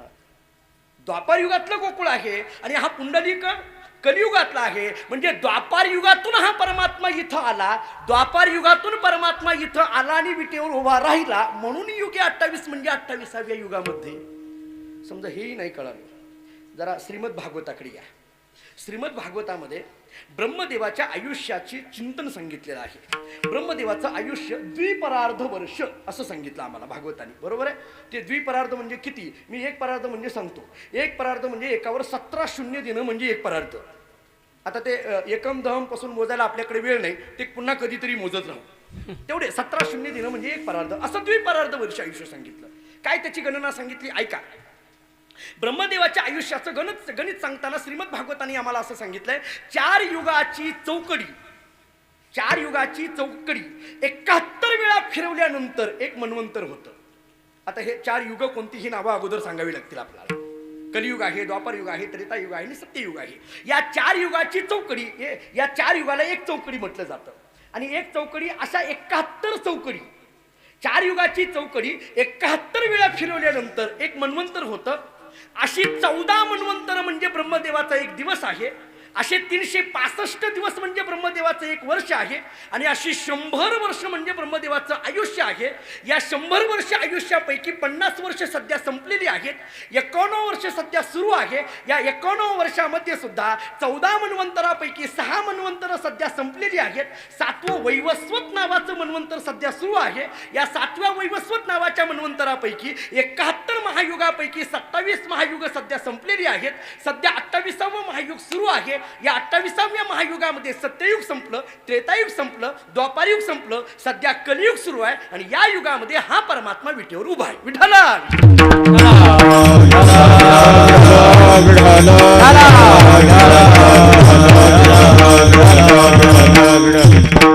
गुन्हा आला विटेवर, संपलं, विटेवर उभा आहे. इथपर्यंत तुकाराम महाराज बोलले. त्यांनी सांगितलं, महाराज विटेवर उभा आहे, पण तो कसा आहे, पितांबरधारी. आता हा पितांबरच का नेसला, हे पितांबर म्हणजे नेमकं काय, काय या पितांबर म्हणजे ते सोवळं असतं, बरोबर की सोवळं, ते पितांबर सोवळ्याच असतं. मला एकाने मी एखादा विचारला ना, हे सोवळं म्हणजे काय हो, तो म्हटला माहित नाही का महाराज. म्हणलं नाही, जरा माफी मागून बोलतो बरं का, मला सांगितलेली व्याख्या सांगतो. म्हटलं सोवळं म्हणजे काय, तो म्हटलं जे कधीच धुवायचं नाही त्याचं नाव सोवळं. माफी मागून बोलतो, ते काय त्याला त्याचा अर्थ घेऊ नका तसा. सोवळी, त्याला धुवायची गरज नाही, ते रेशीम असतं, ते अशुद्ध होत नाही, अपवित्र होत नाही, हे सगळे आपल्याला कारण कुठली माहिती आहे. ते पितांबर धारण केला देवाने. का पितांबर धारण केला, महाराजांनी त्याचं कारण सांगितलंय. घात आघात निवारी छाया पितांबर करी. भक्तावर येणारे आघात निवारण करण्याकरिता भगवंतानी पितांबर धारण केलं. एक ऐका, थोडं भक्तिशास्त्राला धरून पुढलं कारण सांगतो. भक्त येत असताना त्याला ती माझ्यापर्यंत येण्याकरता वाट स्वच्छ असावी, म्हणून भक्त ज्या वाटेवरनं चालणार आहे ती वाट झाडण्याकरिता भगवंतानी पितांबर धारण केलं. 2 जरा थोडं तिसरं कारण सांगतो. भक्त ज्यावेळेस धावत येणार आहे, भागलिया मज वाहतील कडीये, ज्यावेळेस भागत येणार आहे, धावत येणार आहे, धावत आल्यानंतर त्याला अंगाला घाम आलेला असेल, तो घाम पुसण्याकरिता म्हणून भगवंतानी पितांबर धारण केला. 3 नामदेवरायाच्या कथेत हे आलंय. नामदेवरायाने जेव्हा कथं ठरवलं तेव्हा नामदेवराय धावत पांडुरंगाच्या मंदिरात गेले आणि देवाला म्हणायला लागले, ते बघा ना म्हटले, वाळवंटातले सगळे मला वेडे ठरवतात, कथं ठरवतात ना. पांडुरंगाने सांगितलं, नामदेवा जरा तुम्ही शांत राहा, तुम्हाला घाम आलाय तो मला पुसू द्या. इकडं तिकडं पाहिलं, कुठंच वस्त्र दिसेना. पांडुरंगाने आपलं पितांबर, सोवळ्याचा जो पितांबर तो घेतला आणि नामदेवरायाचा घाम पुसला. पितांबरधारी सुंदर जो महाराजांनी सांगितलं तो सुंदर आहे. आता भगवंताचं सौंदर्य काय आहे, काय सौंदर्याचं वर्णन करता श्रीमद भागवतामध्ये एक श्लोक आलाय. शुकाचार्य असा श्लोक सांगतात. त्रिभुवन कमनम तमाल वर्णम रविकर गौरव रामभरम दधाने वपुरलक कुलाव्रतान नाब्जम विजय सखेरतिरस्तुमेन वद्या.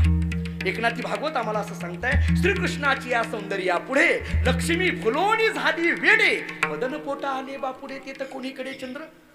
तुकाराम महाराज आम्हाला सांगतात, राजस सुकुमार मदनाचा पुतळा रवी शशी कळा लोपलिया.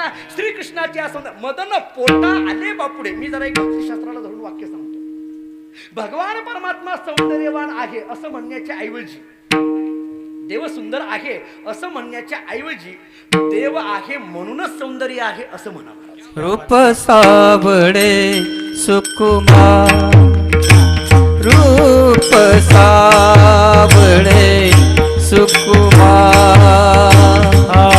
रूप साबळे सुकुमार, रूप सावळे सुकुमार, रूप साबळे सुकुमार. साबळे सुकुमार रूप सावळे सुकुमार रूप सावळे सुकुमार कानी कुंडले मकराका कानी कुंडले मकराका मकराकार सुकुमार रूप सावळे सुकुमार रूप सावळे सुकुमार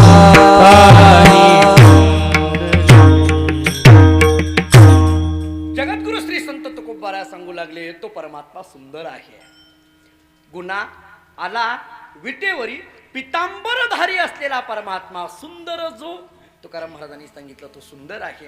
महाराजांनी विचारलं, महाराज ठीक आहे, सुंदर असलेल्या परमात्म्याला पाहिल्यानंतर तुम्हाला काय वाटलं? तुकाराम महाराजांनी जे सांगितलं ते अभंगाचं दुसरं चरण. महाराजांनी सांगितलं, डोळे कान त्याचे डोळे कान त्याचे ठाई डोळे कान त्याचे ठाई डोळे कान त्याचे ठाई डोळे कान त्याचे ठाई डोळे कान त्याचे ठाई डोळे कान त्याचे ठाई डोळे कान त्याचे ठाई डोळे कान त्याचे ठाई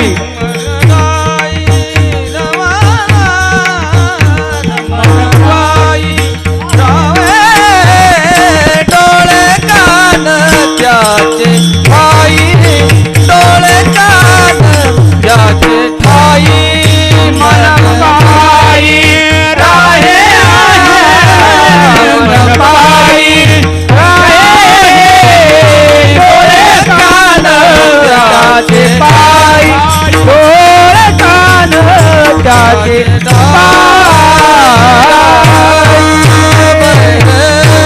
रखुमाई जय जय कुमार कुमारी जय जय कुमार कुमारी कुमार कुमारी जय जय कुमार कुमारी जय जय कुमार कुमारी जय जय कुमार कुमारी पार कुमार कुमारी पार कुमार पार कुमारी पार कुमार कुमारी जय कुमार कुमार पार कुमारी पार कुमार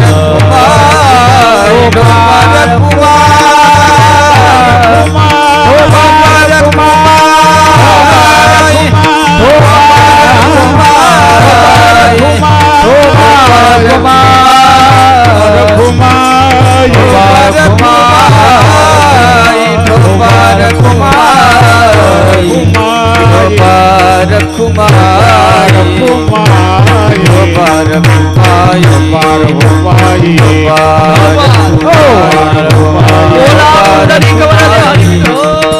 श्री ज्ञानदेव तुकाराम पंढरीनाथ भगवान की जय भगवान कुमाई बार घुमाई बार घुमाई बार बार घुमाई बार घुमाई बार घुमाई बार घुमाई बार घुमाई बार घुमाई बार घुमाई बार घुमाई बार घुमाई बार घुमाई बार घुमाई बार घुमाई बार घुमाई बार घुमाई बार घुमाई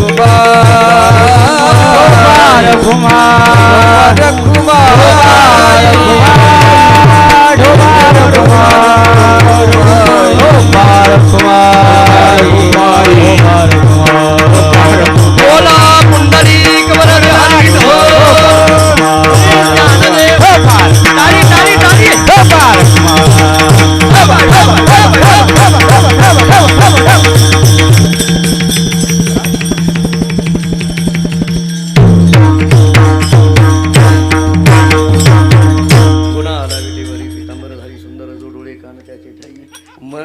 पायी राहो विठ्ठला विठ्ठला.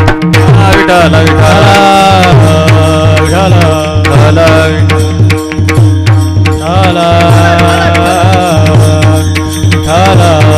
विठ्ठल जगद्गुरु श्री संत तुकोबाराय या अभंगाचा जो विचार आपल्या समोर मांडतात त्याचं चिंतन करत आलेलं आहोत. पहिलं चरण आतापर्यंत आपलं संपलं. तुकाराम महाराज सांगतात, गुन्हा आला विटेवरी कसा आहे पितांबरधारी सुंदर जो. ठीक आहे, असा असलेला जो सुंदर परमात्मा, त्या सुंदर परमात्म्याच्या ठिकाणी तुकाराम महाराज सांगू लागले, डोळे कान त्याच्या ठाई मन पायी राहो. हे डोळे भगवंताच्या ठिकाणी स्थिरावलेले आहेत, कान भगवंताचंच अखंड श्रवण करत आहेत. डोळे एवढ्या एका शब्दाचा विचार करा. देवाच्या ठिकाणी डोळे लागणं म्हणजे नेमकं काय? पाहायचं झालं तर काय पाहावं? तुकाराम महाराज सांगतात, जीवीचा जिवाळा पाहो आपुलिया डोळा. आम्हाला पाहायचं असेल किंवा पाहता श्रीमुख सुखावले सुख सुख असं म्हणा. या दृष्टीने पाहायचं झालं तर तो भगवान परमात्मा एकच पाहावा. आता दृष्टी पुढे ऐसाची कैसा राखे.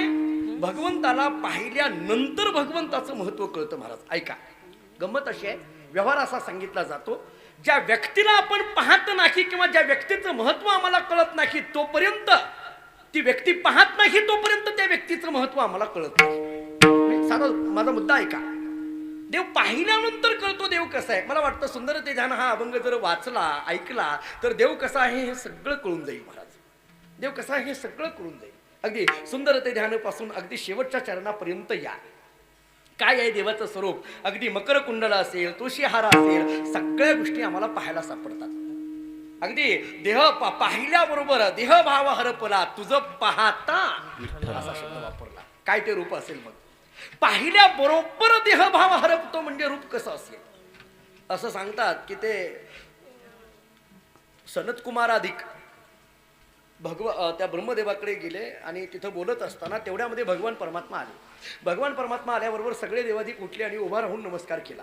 पण सनत कुमार फक्त त्या देवाकडे पाहतच बसले, उठले नाही, नमस्कार नाही, काही नाही. देवानी सगळीकडे नजर फिरवली, निघून गेले. ब्रह्मदेवानी सनत कुमारांना विचारलं, म्हटले काही कळतं का नाही तुम्हाला? मोठी माणसं आल्यानंतर उभं राहावं, आपण त्यांना अगदी नमस्कार करावा, हा आम्हाला व्यवहार शिकविला जातो, तुम्हाला कळत नाही का एवढं? सनत कुमारांनी सांगितलं, बाबा भगवान परमात्माला पाहिल्यानंतर उभं राहावं लागतं, नमस्कार करावा लागतो, हेच आम्ही विसरून गेलो. इतका भगवान परमात्मा सुंदर आहे म्हटले. त्याचं रूपच असं आहे. डोळे त्याच्या रूपालाच लागून गेले, कान त्याच ऐकायला लागले. कसं घडलं हे? दृष्टीपुढे असाच तू राहावा असं कधी वाटू लागलं? एक थोडासा या ज्या परंपरेमध्ये जन्माला आलो त्याचा इतिहास. आपण माणकोजी बोधले महाराजांचं चरित्र ऐकलं असेल, वाचलं असेल. भक्ती विजयामध्ये त्याचे 2 अध्याय आलेले आहेत. मूळ आडनाव जगताप, पांडुरंगाने बोध केला म्हणून बोधले आडनाव पडलं. माणकोजी बोधले महाराजांचं पूर्वचरित्र असं सांगितलेलं आहे. क्षत्रिय घराण्यामध्ये जन्म असल्यामुळे आणि धामण गावामध्ये पाटीलकी त्यांच्याकडे असल्यामुळे गावची पाटीलकी त्यांच्याकडे असायची. जगताप आडनाव असलं तरी पाटीलकी त्यांच्याकडे होती म्हणून सगळे पाटील म्हणायचे त्यांना. गंमत अशी होती, माणकोजी बोधले महाराज कधी पंढरपूरला जात नव्हते, कधी पांडुरंगाचं दर्शन घेतलेलं नव्हतं, त्यांना काही माहीत नव्हतं. महाराज माणकोजी महाराजांचे थोरले भाऊ शिवाजी महाराज मात्र पंढरपूरला जायचे, पंढरपूरची वारी करायचे. प्रत्येक वेळेस जाताना म्हणायचे, माणकोजी एकदा तरी पंढरपूरला चला. माणकोजी महाराजांनी सांगायचं, दादा हे वाऱ्या पंढरपूर हे सगळं तुम्हाला, आम्हाला काही नको म्हणायचे. आम्हाला आपली गावची पाटीलकी बरी. बरीच वर्षी याच्यामध्ये निघून गेली. एके दिवशी माणकोजी महाराजांनी शिवाजी महाराजांना अट्टहासाने विचारलं, दादा तुम्ही प्रत्येक एकादशीला पंढरपूरला जाता, नेमकं या पंढरपूरला आहे तरी कोण हो? म्हटले, कोण आहे? कशामुळे तुम्ही एवढा अट्टास करून जाता? एवढं चालत जायचं, तिथून माघारी यायचं, काहीतरी येताना थोडासा प्रसाद वगैरे तुम्ही घेऊन येता, काही मला कळत नाही. म्हटले, कोण आहे तिथं तो पंढरपूरला? शिवाजी महाराजांनी विचार केला, आता याला काय उत्तर द्यावं? हा पंढरपूरलाच कोण आहे म्हणून विचारतो, काय उत्तर द्यावं? शिवाजी महाराजांनी सांगितलं, माणकोजी तुम्ही पंढरपूरला कोण आहे असं मला विचारता ना? हो. ऐक म्हटले, ते कोण आहे मी सांगतो. शिवाजी महाराजांनी विचारलं माणकोजीला, माणकोजी महाराज तुम्ही धामणगावचे कोण आहात? माणकोजी महाराजांनी सांगितलं, मी पाटील आहे, धामणगावचा मी पाटील आहे. शिवाजी महाराजांनी सांगितलं, तुम्ही धामणगावचे पाटील ना? हो. तू फक्त एका गावचा पाटील, तुमच्या सगळ्या पाटलांचा पाटील पंढरपूरला आहे म्हटले. ज्या त्या माणसाला ज्या त्या पद्धतीचंच उत्तर द्यावं लागतं ना. शिवाजी महाराजांनी सांगितलं, अरे माणकोजी तुमच्या सगळ्या पाटलांचा पाटील पंढरपूरला आहे. माणकोजी महाराजांना वाटायला लागलं, आपला पाटील कोण आहे एकदा पाहावाच, म्हणून पांडुरंगाला पाहण्याकरता म्हणून नव्हे पंढरपूरच्या पाटलाला पाहण्याकरता म्हणून पहिल्या वारीला निघाले महाराज. शिवाजी महाराजांनी विचार केला काही हरकत नाही, यायला तरी तयार झाला ना, पुढं बघू म्हटले. निघाले घेऊन पंढरपुरामध्ये आले, चंद्रभागेचं स्नान केलं, प्रदक्षिणा केली आणि पांडुरंगाच्या त्या रावळामध्ये उभा राहिले. उभा राहिल्यानंतर रांगा लागलेल्या होत्या. पांडुरंगाच्या दर्शनाकरता रांग लागलेली होती. शिवाजी महाराजांनी सांगितलं, हा मानकोजी उभा राहा रांगेमध्ये. चल म्हटले पुढे, मी तुझ्या मागं उभा राहा. मानकोजी महाराजांनी सांगितलं, या रांगेमध्ये काय आहे? अरे तुला इथं पंढरपूरच्या पाटलाला भेटायचं ना? म्हटलं हो, त्याला भेटायला करता आलो. मग असं रांगेतच जावं लागतं, सगळ्यांनी रांगेतच जावं लागतं, चल. मानकोजी महाराजांनी सांगितलं, दादा पण मी धामणगावचा पाटील आहे, मी धामणगावचा पाटील आहे ना. अरे असलं म्हणून काय झालं, इथं कोणी जरी आलं तरी रांगेतच जावं लागतं. त्यावेळेस काही VIP दर्शनाची सोय वगैरे नव्हती, तसलं काहीच नव्हतं त्यावेळेस महाराज. कुणी जरी आलं तरी रांगेतच जावं लागतं. मानकोजी महाराजांना ते पटेना. मानकोजी महाराज म्हटले, नाही नाही, अजिबात जमणार नाही, मला जमणार नाही. रांगेत उभा राहायचं आणि त्या पाटलाला भेटायला जायचं जमणार नाही. अरे का जमणार नाही? नाही नाही, जमणारच नाही म्हटले. शिवाजी महाराजांनी विचारलं का? मानकोजी महाराजांनी सांगितलं, दादा मी धामणगावचा कोण आहे? पाटील. ज्याला भेटायला आलो तो पंढरपूरचा कोण आहे? पाटील. म्हणजे मीही पाटील आहे, ज्याला भेटायला आलो तेही पाटील आहे. पूर्वीच्या काळामध्ये एक नियम होता, एका गावचा पाटील जर दुसऱ्या गावच्या पाटलाकडे भेटायला गेला तर त्या गावच्या पाटलाने बाहेर यायचं, हार घालायचा, स्वागत करायचं, आलिंगन द्यायचं आणि आदराने मला आत घेऊन जायचं. म्हणून या पंढरपूरच्या पाटलांनी बाहेर आलं पाहिजे, मला हार घातला पाहिजे, स्वागत केलं पाहिजे आणि आलिंगन देऊन मला आत नेलं पाहिजे. असं जात नाही म्हटले मी. शिवाजी महाराजांनी डोक्यालाच हात लावला. शिवाजी महाराजांनी सांगितलं, अरे हा पंढरपूरचा पाटील असा कोणालाही हार घालत नसतो म्हटले. ते हार फक्त कीर्तन करायलाच घालतात, काही कोणालाही घालतात का? पंढरपूरचा पाटील असा येत नाही म्हटले बाहेर, कोणाला असं आलिंगन देत नसतो, तो हार घालत नसतो, स्वागत करत नसतो. मानकोजी महाराजांनी सांगितलं, दादा तो जर पंढरपूरचा पाटील बाहेर येऊन स्वागत करत नसेल तर मीही त्याच्याकडे जात नसतो म्हटले. हे क्षत्रिय रक्त ना, नाही जमणार नाही म्हटले, मीही जाणार नाही. काय करावं कळेना. शिवाजी महाराज आत गेले, जाऊ द्या याचा कुठं नाद करा. दर्शन रांगेमध्ये उभा राहिले, दर्शनाला गेले, माघारी आले तरी तो तिथंच उभे होते मानकोजी महाराज. मग शिवाजी महाराजांनी सांगितलं, मानकोजी एक काम करा म्हटले, तुम्ही त्याच्याकडे जात नाही, तो पंढरपूरचा पाटील तुमच्याकडे येत नाही, मला सगळं माहिती आहे. त्याच्यापेक्षा एक काम कर म्हटले, तुमच्या दोघांची भेटच रद्द, तू आपलं माघारी चल धामणगावला आता, चल म्हटले माघारी. मानकोजी महाराजांनी सांगितलं, दादा एका गावच्या पाटलाला भेटायला जायचं आणि त्या गावच्या पाटलाची भेट न घेता माघारी जायचं, हा पाटीलकीचा अपमान आहे. कायदे पाठच होते महाराज यांना सगळे.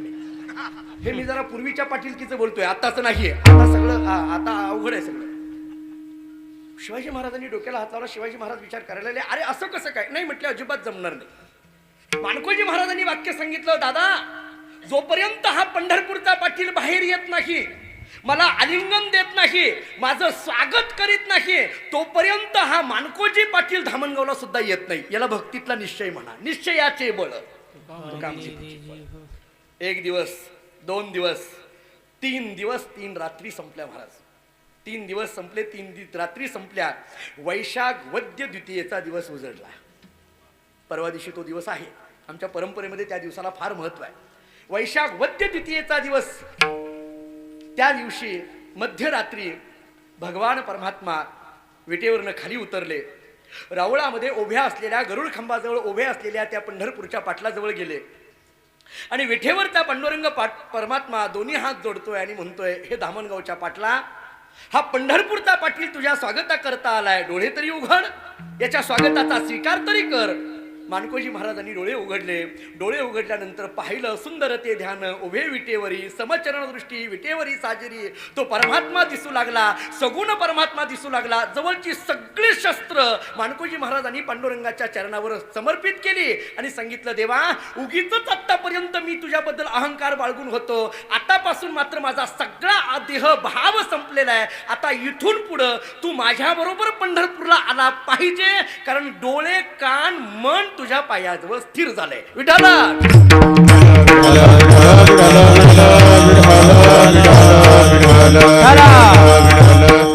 डोळे कान त्याच्या ठाई, मन पायी राहो. हे डोळे कान त्या भगवंताच्या स्वरूपाच्या ठिकाणी जडावे, मनही त्या भगवंताच्या पायाजवळ स्थिर व्हावं. मन या शब्दाकडे लक्ष द्या. आता हे मन म्हणजे काय? वेदांतांनी व्याख्या अशी केली, संकल्प विकल्प करणारी अंतःकरणाची वृत्ती, त्याला मन म्हटलं जातं. भगवद्गीतेने मनाचे 3 प्रकार सांगितले. मन तमोगुणामध्ये आलं की मनुष्य आळशी बनतो, मन रजोगुणामध्ये आलं की मनुष्य चंचल बनतो, आणि मन सत्वगुणामध्ये आलं की मनुष्य स्थिर बनतो. ऐका, साधी साधी वाक्य आहे. मन तमोगुणामध्ये गेलं की मनुष्य आळशी बनतो. उदाहरण देतो साधं.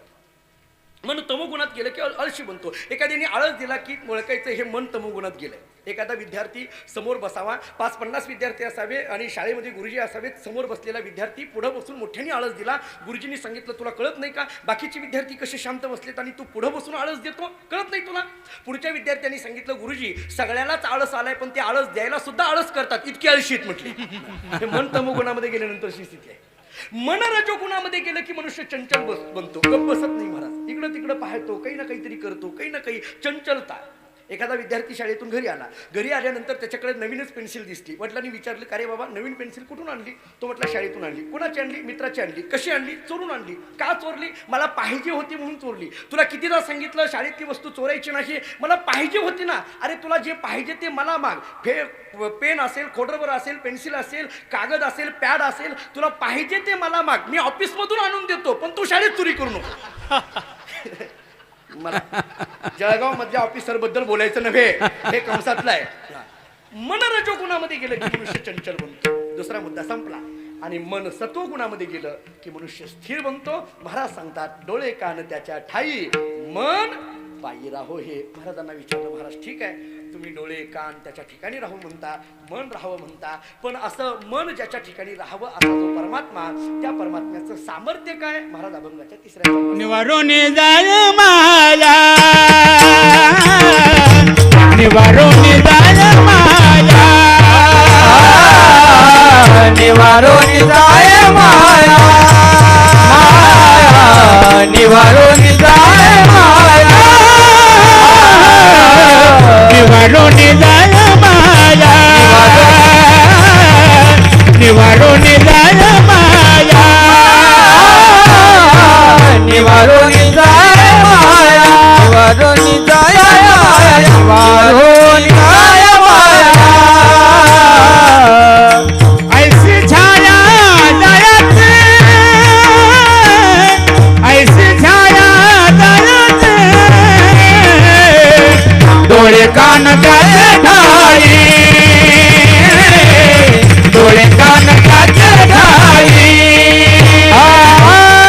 ऐसी छाया दयाची, ऐसी छाया दयाची, डोळे कान त्याचे ठाई, डोळे कान त्याचे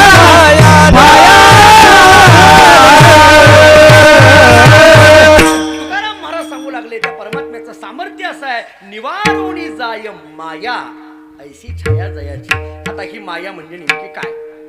आम्हाला भाऊ असं सांगायचे, वेदांत्याची माया वेगळी, वारकऱ्याची माया वेगळी आणि प्रापंचिकाची माया वेगळी.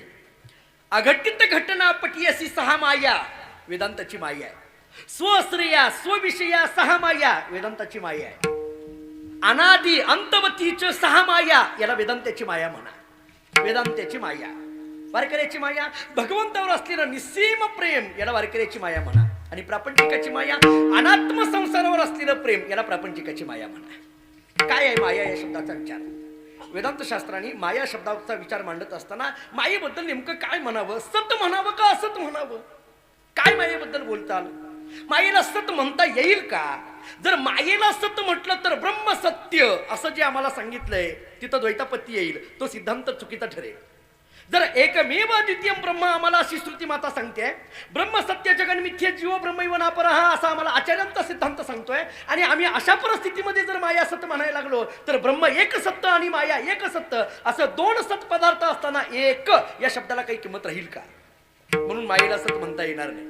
बर, असत म्हणा. सत म्हणता येत नाही म्हणजे काय? असत म्हणा. मराठी भाषेतले हे 2 शब्द जरी विरोधार्थी असले तरी एकमेकाच्या अपेक्षेने आहेत. अहो, हा मनुष्य खरं बोलत नाही म्हणजे काय? खोटं बोलतोय. इथं हा मनुष्य गरीब नाही म्हणजे काय? श्रीमंत आहे. अहो, आता दिवस नाही म्हणजे काय? रात्र आहे. हे सगळे शब्द मराठी भाषेमधले एकमेकाच्या अपेक्षेने आहे, जरी विरोधार्थी असले तरी सापेक्ष आहे. मायेला सत म्हणता येत नाही ना, मग सत नाही म्हणजे काय? असत म्हणा ना. असत म्हणावं तर असत या शब्दाचा अर्थ काय, जे नाहीच त्याला असत म्हणता येतं. याच्याकरता ज्ञानेश्वरीमध्ये उदाहरणं अशी आलेली आहेत. शशशृंग, ख पुष्प, गंधर्व नगर, वंध्यापुत्र अशी उदाहरणं आलेली आहेत. मग शशशृंग म्हणजे सशाला शिंग कुठे आहेत का? ख पुष्प आकाशाला फुलं कुठं असतात का? गंधर्व नगर हा शब्द तरी जुळतो का? वंध्यापुत्र कुठं पाहायला तरी मिळतो का? नाही. ही असताची उदाहरणं आहेत. नाहीच त्याला असत म्हटलं जातं. मग मायेला असत म्हणा. अहो असत म्हणावं तर हे माया कार्य जगत दिसतं ना, मग असत म्हणता कसं येईल? बरं मग असं करा म्हटलं सत म्हणा. अहो सत म्हणावं तर ब्रह्म सत आहे ना. बरं ठीक आहे, असत म्हणा. असत म्हणावं तर हे दिसतं ना, मग काय करायचं नेमकं? आचार्यांनी याला उत्तर दिलंय. सत असत विलक्षण अनिर्वचनीय असा शब्द वापरला. माया कशी आहे? अनिर्वचनीय, बोलताच येत नाही. काय म्हणणार मायेबद्दल? सत तरी म्हणता येईल का मायेबद्दल? नाही. असत तरी म्हणता येईल का मायेबद्दल? नाही. काहीच बोलता येत नाही. गप्प बसावं लागतं मायेबद्दल, बोलता येत नाही. अनिर्वचनीय मायेबद्दल शब्द कसा आहे? अनिर्वचनीय, बोलता येणार नाही. ठीक आहे, ही झाली वेदांताची माया. दुसरा प्रकार आहे वारकऱ्याची माया, भगवंतावर निस्सीम प्रेम असणं. आणि तिसरा प्रकार आहे प्रापंचिकाची माया, अनात्म संसारावर असलेलं प्रेम. याला प्रापंचिकाची माया म्हटलं जातं. भगवंताची माया, निवारोनी जाय माया. ते असं सांगतात की एकदा सुदाम देवानी भगवान कृष्ण परमात्म्याला विचारलं, म्हटलं देवा तुझ्या मायेला फार लोक घाबरतात. काय रे म्हटले तुझ्या मायेमध्ये असं विशेष काय आहे तुझी माया? सुदाम देवानी भगवंताला विचारलं बरं का. भगवंतानी सांगितलं, सुदामा तू मला बघतोय ना? हो. माझी माया कशाला पाहायला चालला? गप्प बस ना म्हटले. कशाला माझी माया पाहायला चालला? नाही म्हटले काय आहे तुझ्या मायेमध्ये असं? सुदाम देवानी पुन्हा अट्टास धरला मला. काय आहे तुझ्याकडे? उगीच म्हटले लोक घाबरतात. भगवंतानी सांगितलं वेळ आल्यानंतर तुला सांगेल. दुपारची वेळ होती, नदीच्या काठाने फिरत होते आणि एकदम काठाने फिरता फिरता भगवंतांनी सांगितलं, सुदामा मला आंघोळ करावीशी वाटायला लागली. सुदाम देवानी सांगितलं उन्हाळ्याची दिवस आहेत, मलाही करू वाटायला लागली. चला दोघंही नदीमध्ये गेले. कमरे एवढ्या पाण्यामध्ये गेले. जरा थोडंसं आणखीन पुढे इथपर्यंत छाती एवढं पाणी आल्याबरोबर भगवंतांनी सुदाम देवाच्या डोक्यावर असा बुडी मारलेली होती. सुदाम देवानी बुडी मारल्याबरोबर सुदाम देवाच्या डोक्यावर भगवंतांनी असा हात ठेवला. हात ठेवल्याबरोबर सुदाम देवाला वाटायला लागलं मी या नदीमध्ये वाहत निघालो. एका बेटाजवळ आलो. काही माणसं हार घेऊन उभी होती. त्यांनी त्या सुदाम देवाला बेटावर बाहेर काढलं, गळ्यामध्ये हार घातला. कारण त्या नगराचा एक राजा गेलेला होता. त्या लोकांचा नियम असा होता, आपला राजा जर गेलेला असेल तर या नदीमध्ये जर कोणी पोहत असेल किंवा इकडं आलेला असेल तर त्याला घ्यायचा, त्याला गळ्यामध्ये हार घालायचा आणि या नगराचा राजा करायचा. सुदाम देवाच्या गळ्यामध्ये हार घातला, नगराचा राजा केला, सिंहासनावर बसवलं. सुदाम देवाला एवढा आनंद वाटला. बस झालं म्हटले, बरं झालं त्या कृष्णाची मैत्री सोडली म्हणून राजा तरी झालो म्हटले. बरं झालं म्हटले, राजा झालो. राजा होऊन अगदी सिंहासनावर बसला. प्रधानाची मुलगी त्याला दिली, लग्न झालं, 2-4 मुलं झाली. कीर्तनात कमी वेळ लागत नाही. 2-4 मुलं झाली. राज्यकारभार चांगल्या पद्धतीने चालू होता. काही दिवसानंतर त्या राजाची राणी गेली. राणी गेल्याबरोबर सगळ्याकडे दुःख चालू होतं. यालाही दुःख होत होतं. सगळीकडे दुःखाचं वातावरण होतं. अशामध्ये त्या सगळ्या लोकांनी त्या राणीला अगदी त्याची ती चिता बांधली आणि त्या चितेवर नेऊन तिथं ठेवलं. ठेवल्यानंतर सगळे राजा रडत होता, म्हणजे सुदामदेवा रडत होता. सगळेजण गावकरी आले आणि त्या सुदामदेवाला घेतलं आणि त्या चितेवर न्यायला लागले. सुदामदेवानी विचारलं हे काय आहे? म्हटले आमच्यातला एक नियम आहे. म्हटले काय नियम आहे? जर राणी अगोदर गेली तर त्याच्याबरोबर राजाला सुद्धा त्याच चितेवर जाळायचा असा नियम आहे. सुदामदेवा म्हटला पहिला नियम बरा होता, पण दुसरा नियम जरा अवघडच आहे. पहिला नियम काय होता? नदीत वाहत आलेल्याला माळ घालायची, हे चांगलं होतं, पण हे दुसरं अवघडच आहे. अगदी त्याच्यावर चितेवर ठेवलं, चिता पेटवली, तिथून अगदी खालून चटके बसू लागले. मग मात्र त्याला भगवंताची आठवण येऊ लागली. तो म्हणायला लागला, कृष्णा तुझ्याबरोबर राहिलो असतो तर हे दुःख मला भोगावं लागलं नसतं. कृष्णा वाचो, फार पोळायला लागलंय असे म्हणेपर्यंत भगवंतानी डोक्यावरचा हात काढला. डोक्यावरचा हात काढल्याबरोबर सुदामदेवा कमरे एवढ्या पाण्यामध्ये आले आणि कमरे एवढ्या पाण्यामध्ये येऊन सुदामदेवा म्हणायला लागले पोळायला लागले. भगवंतानी सुदामदेवाला हाताला धरलं, विचारलं काय चाललंय? सुदामदेवाने इकडे तिकडे बघितलं. सुदामदेवा म्हटले, देवा अरे ती नगरी कुठं आहे? ती चिता कुठं आहे? ती बायको कुठं आहे? ती मुलं कुठं आहेत? कुठं आहे सगळं? भगवंतानी सांगितलं 2 मिनिटं डोक्यावर हात ठेवला तर तुझी परिस्थिती अशी झाली. ही मायेचं फक्त 2 मिनिटं तुला दाखवलं, अख्खी माया दाखवली तर सुदामा तुझं काय होईल? म्हणून तू माझी माया पाहायला जाऊ नको. अशी माया निवारण्याचं सामर्थ्य ज्याच्यामध्ये आहे, निवारोनी जाय माया ऐसी छाया जयाची. महाराज म्हणतात असा जो परमात्मा आहे त्या परमात्म्याचं ध्यान कसं आहे? महाराज म्हणतात तुका म्हणे समध्यान ते हे चरण सुकुमार. हे ध्यान हा शब्द वापरला. ध्यान या शब्दाचा अर्थ काय? विजातीय प्रत्यय तिरस्कार पूर्वक सजातीय प्रत्यय प्रवाह चालू राहणं याला ध्यान म्हटलं जातं. विठ्ठला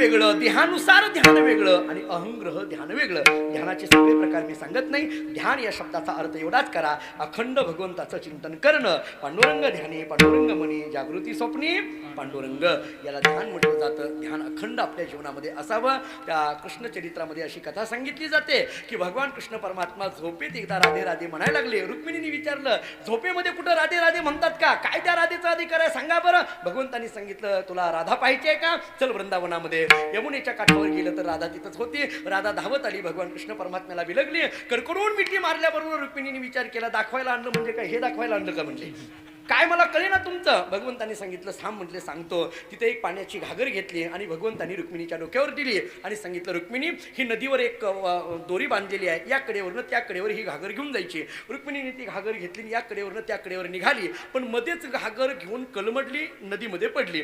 बाहेर आल्यानंतर रुक्मिणीने सांगितलं भगवंताला, कृष्णा हाच प्रकार राधेला करायला लावायचा. भगवंतांनी सांगितलं हो. भगवंतांनी ती एक पाण्याची घागर घेतली, राधेच्या डोक्यावर ठेवली आणि राधेने विचारलं, कान्हा काय करायचं? काही नाही राधे, ही घागर घ्यायची आणि या कडेवरनं त्या कडेवर जायचं. राधेने ती घागर घेतली, या कडेवरनं त्या कडेवर दोरीवरनं गेली आणि पुन्हा माघारी सुद्धा आली. महाराज रुक्मिणीने धावत जाऊन विचारलं, राधे तुला भीती वाटली नाही? तुला तोल वगैरे गेला नाही तुझा? या दोरीवरनं मी जाताना मात्र पडले, मी अगदी एवढी मोठी असताना मी पडले, पण तुला तर आणखीन काहीच माहीत नाही, माझ्या इतका अनुभवही तुला नाही. तू कशी काय पडली नाही? तुला घाबर वाटलं नाही का? तुला भीती वाटली नाही का? तुझा तोल गेला नाही का? एवढी मोठी घागर घेऊन तू गेली कशी काय? राधेने सांगितलं रुक्मिणी मातेला, आईसाहेब मी घागर घेऊन गेली नाही, भगवान कृष्ण परमात्म्याने दिलेली घागरच मला इकडून तिकडे घेऊन गेली आणि तिकडून इकडे घेऊन आली. याला म्हणा ध्यान. याला ध्यान म्हटलं जातं. महाराज म्हणतात, असं समध्यान आम्हाला प्राप्त झालं. तुका म्हणे समध्यान ते हे चरण सुकुमार, डोळे कान त्याचे ठाई मन पायी राहो. हे ज्ञानेश्वर माऊली ज्ञानराज माऊली ज्ञानेश्वर माऊली ज्ञानराज माऊली ज्ञानेश्वर माऊली ज्ञानराज माऊली ज्ञानेश्वर माऊली ज्ञानराज माऊली ज्ञानेश्वर माऊली कुंडलिक वरदे हरी ज्ञानराज माऊली ज्ञानेश्वर माऊली ज्ञानेश्वर माऊली ज्ञानराज तुका म्हणे समध्यान ते हे चरण सुकुमार, डोळे कान त्याच्या ठाई मन पायी राहोय. असं झालेली सेवा भगवंताच्या चरणी अर्पण करतो. सद्गुरू बोधराजाच्या चरणी, ज्ञानोबाराय तुकोबरायांच्या चरणी ही सेवा समर्पित करतो. अतिशय प्रसन्न वातावरणामध्ये, पवित्र भूमीमध्ये हा सोहळा, 2 मिनिटं बोलू, सोहळा हा चालू आहे. या सोहळ्याची सगळी भूमिका मला चांगली माहिती आहे, कारण मी नानांच्या अतिशय जवळचा आहे. नाना मला मित्र मानतात, हेच माझं भाग्य मी समजतो. कारण नानांची आणि माझी मैत्री या 4-5 वर्षातलीच आहे, पण अतिशय जिवलग मैत्री आहे. नानांच्या या मार्गदर्शनाखाली अतिशय भव्य दिव्य सोहळा. आणि विशेष या सोहळ्याचं काय आहे तर प्रगती महिला भजनी मंडळाचं संयोजन या सोहळ्याला आहे. महिला काय करू शकतात याचं एक अगदी ज्वलंत उदाहरण आम्हाला दिसून येत आहे. एक प्रमाण आहे, ते क्षेपक आहे पण देऊन जातो, क्षेपक आहे पण देऊन जातो. तुका म्हणे पतिव्रता तिची देवावरी सत्ता, सगळ्याला माहीत आहे. पण अशी ताकद या महिला मंडळाने जी निर्माण केली, मी तर असं म्हणेल नाना, तुम्ही नेहमी एक आगळं वेगळं नेहमी करून दाखवता. परवा कळवणचा सप्ताह झाला, अतिशय मोठा सप्ताह, की त्या सप्ताहाची वाहवा अख्ख्या महाराष्ट्राच्या कानाकोपऱ्यामध्ये झाली. आज हा महिला मंडळाच्या वतीने हा सप्ताह होतोय. नाना, याची एवढी प्रसिद्धी व्हावी, हा मेसेज महाराष्ट्राच्या कानाकोपऱ्यामध्ये जावा आणि तमाम महाराष्ट्रातल्या महिलांनी प्रत्येक गावोगावी एवढे मोठे सप्ताह करावे, एवढीच अपेक्षा या महिला मंडळाच्या या उत्सवाच्या निमित्ताने मी व्यक्त करेल. खूपच अगदी पवित्र भूमी आहे, ऐतिहासिक भूमी आहे. आणि आपण एवढा मोठा उत्सव, खरं तर अगदी अतिशय त्रासातून, प्रतिकूल परिस्थितीतून, अनेक संकट येत असताना हा उत्सव चालवता. की एक 4-3-4 आमचे सोपन भाऊ आणि त्यांचे सर्व, कैलास महाराज, संभाजी महाराज, शंभू नाना, कैलास महाराज, आमचे बापू, ज्यांचा सकाळपासून परिचय झाला, ही सगळी मंडळी. मला सकाळी सोपन भाऊनी विचारलं कुठे आहेत तुम्ही? मी म्हटलं कैलास महाराज आणि संभाजी महाराज जिथं स्वागत करतायत तिथं आहेत म्हटलं. 2 डिजिटल बाहेर होते ना, तिथंच मी उभार राहिलो होतो. म्हणजे अगदी हे सगळं धडपड करून ह्या सगळा मेळ जमवतात. हे सगळं करताना अनेक संकट येत असतील, नाही असं नाही. आमच्याकडे कानडीमध्ये एक म्हण आहे, आमच्याकडे कन्नड भाषेमध्ये, माझा जास्त प्रवास कर्नाटकामध्ये आहे, कन्नड भाषेमध्ये एक म्हण आहे. असं म्हणतात, संकट बंदाग व्यंकटरमणा गोविंदा गोविंदा. तुम्हाला नाही कळणार, सांगतो आता मराठी. संकट आल्यानंतर देवाचे स्मरण करावं. एका साहित्यकाचं एक वाक्य आहे नाना, ते वाक्य असं आहे, माणसाच्या जीवनामध्ये संकट यावी, कारण संकट ही जीवनाची शोभा आहे. संकट यावी महाराज, संकट ही जीवनाची शोभा आहे. पण गंमत अशी झाली, एका व्याख्यानामध्ये हे वाक्य सांगितलं. एका श्रोत्याला हे वाक्य खूप आवडलं. त्यांनी व्याख्यान संपल्यानंतर, महाराज तुमच्या व्याख्यानातलं एक वाक्य मला खूप आवडलं. म्हटलं काय?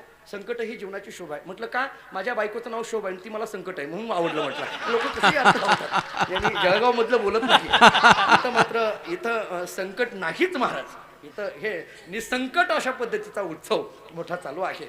आपण हा सगळा उत्सव चालवता. नाना स्वतः देवळावून इथं येऊन, सतत इथं येऊन सारखं येणं, कारण एखाद्या सप्ताहाचं मी महाराज आहे, मी फडकरी आहे. मला एका गावामध्ये सप्ताह करताना, तो सप्ताह टिकवताना काय त्रास होतो हे मला चांगलं माहिती आहे. इतके सगळे गायक वादक एवढे सगळे बोलवायचे, त्यांना सातत्याने फॉलोअप ठेवायचा, त्यांची सगळ्याची व्यवस्था करायची, याच्यामध्ये खूप त्रास असतो.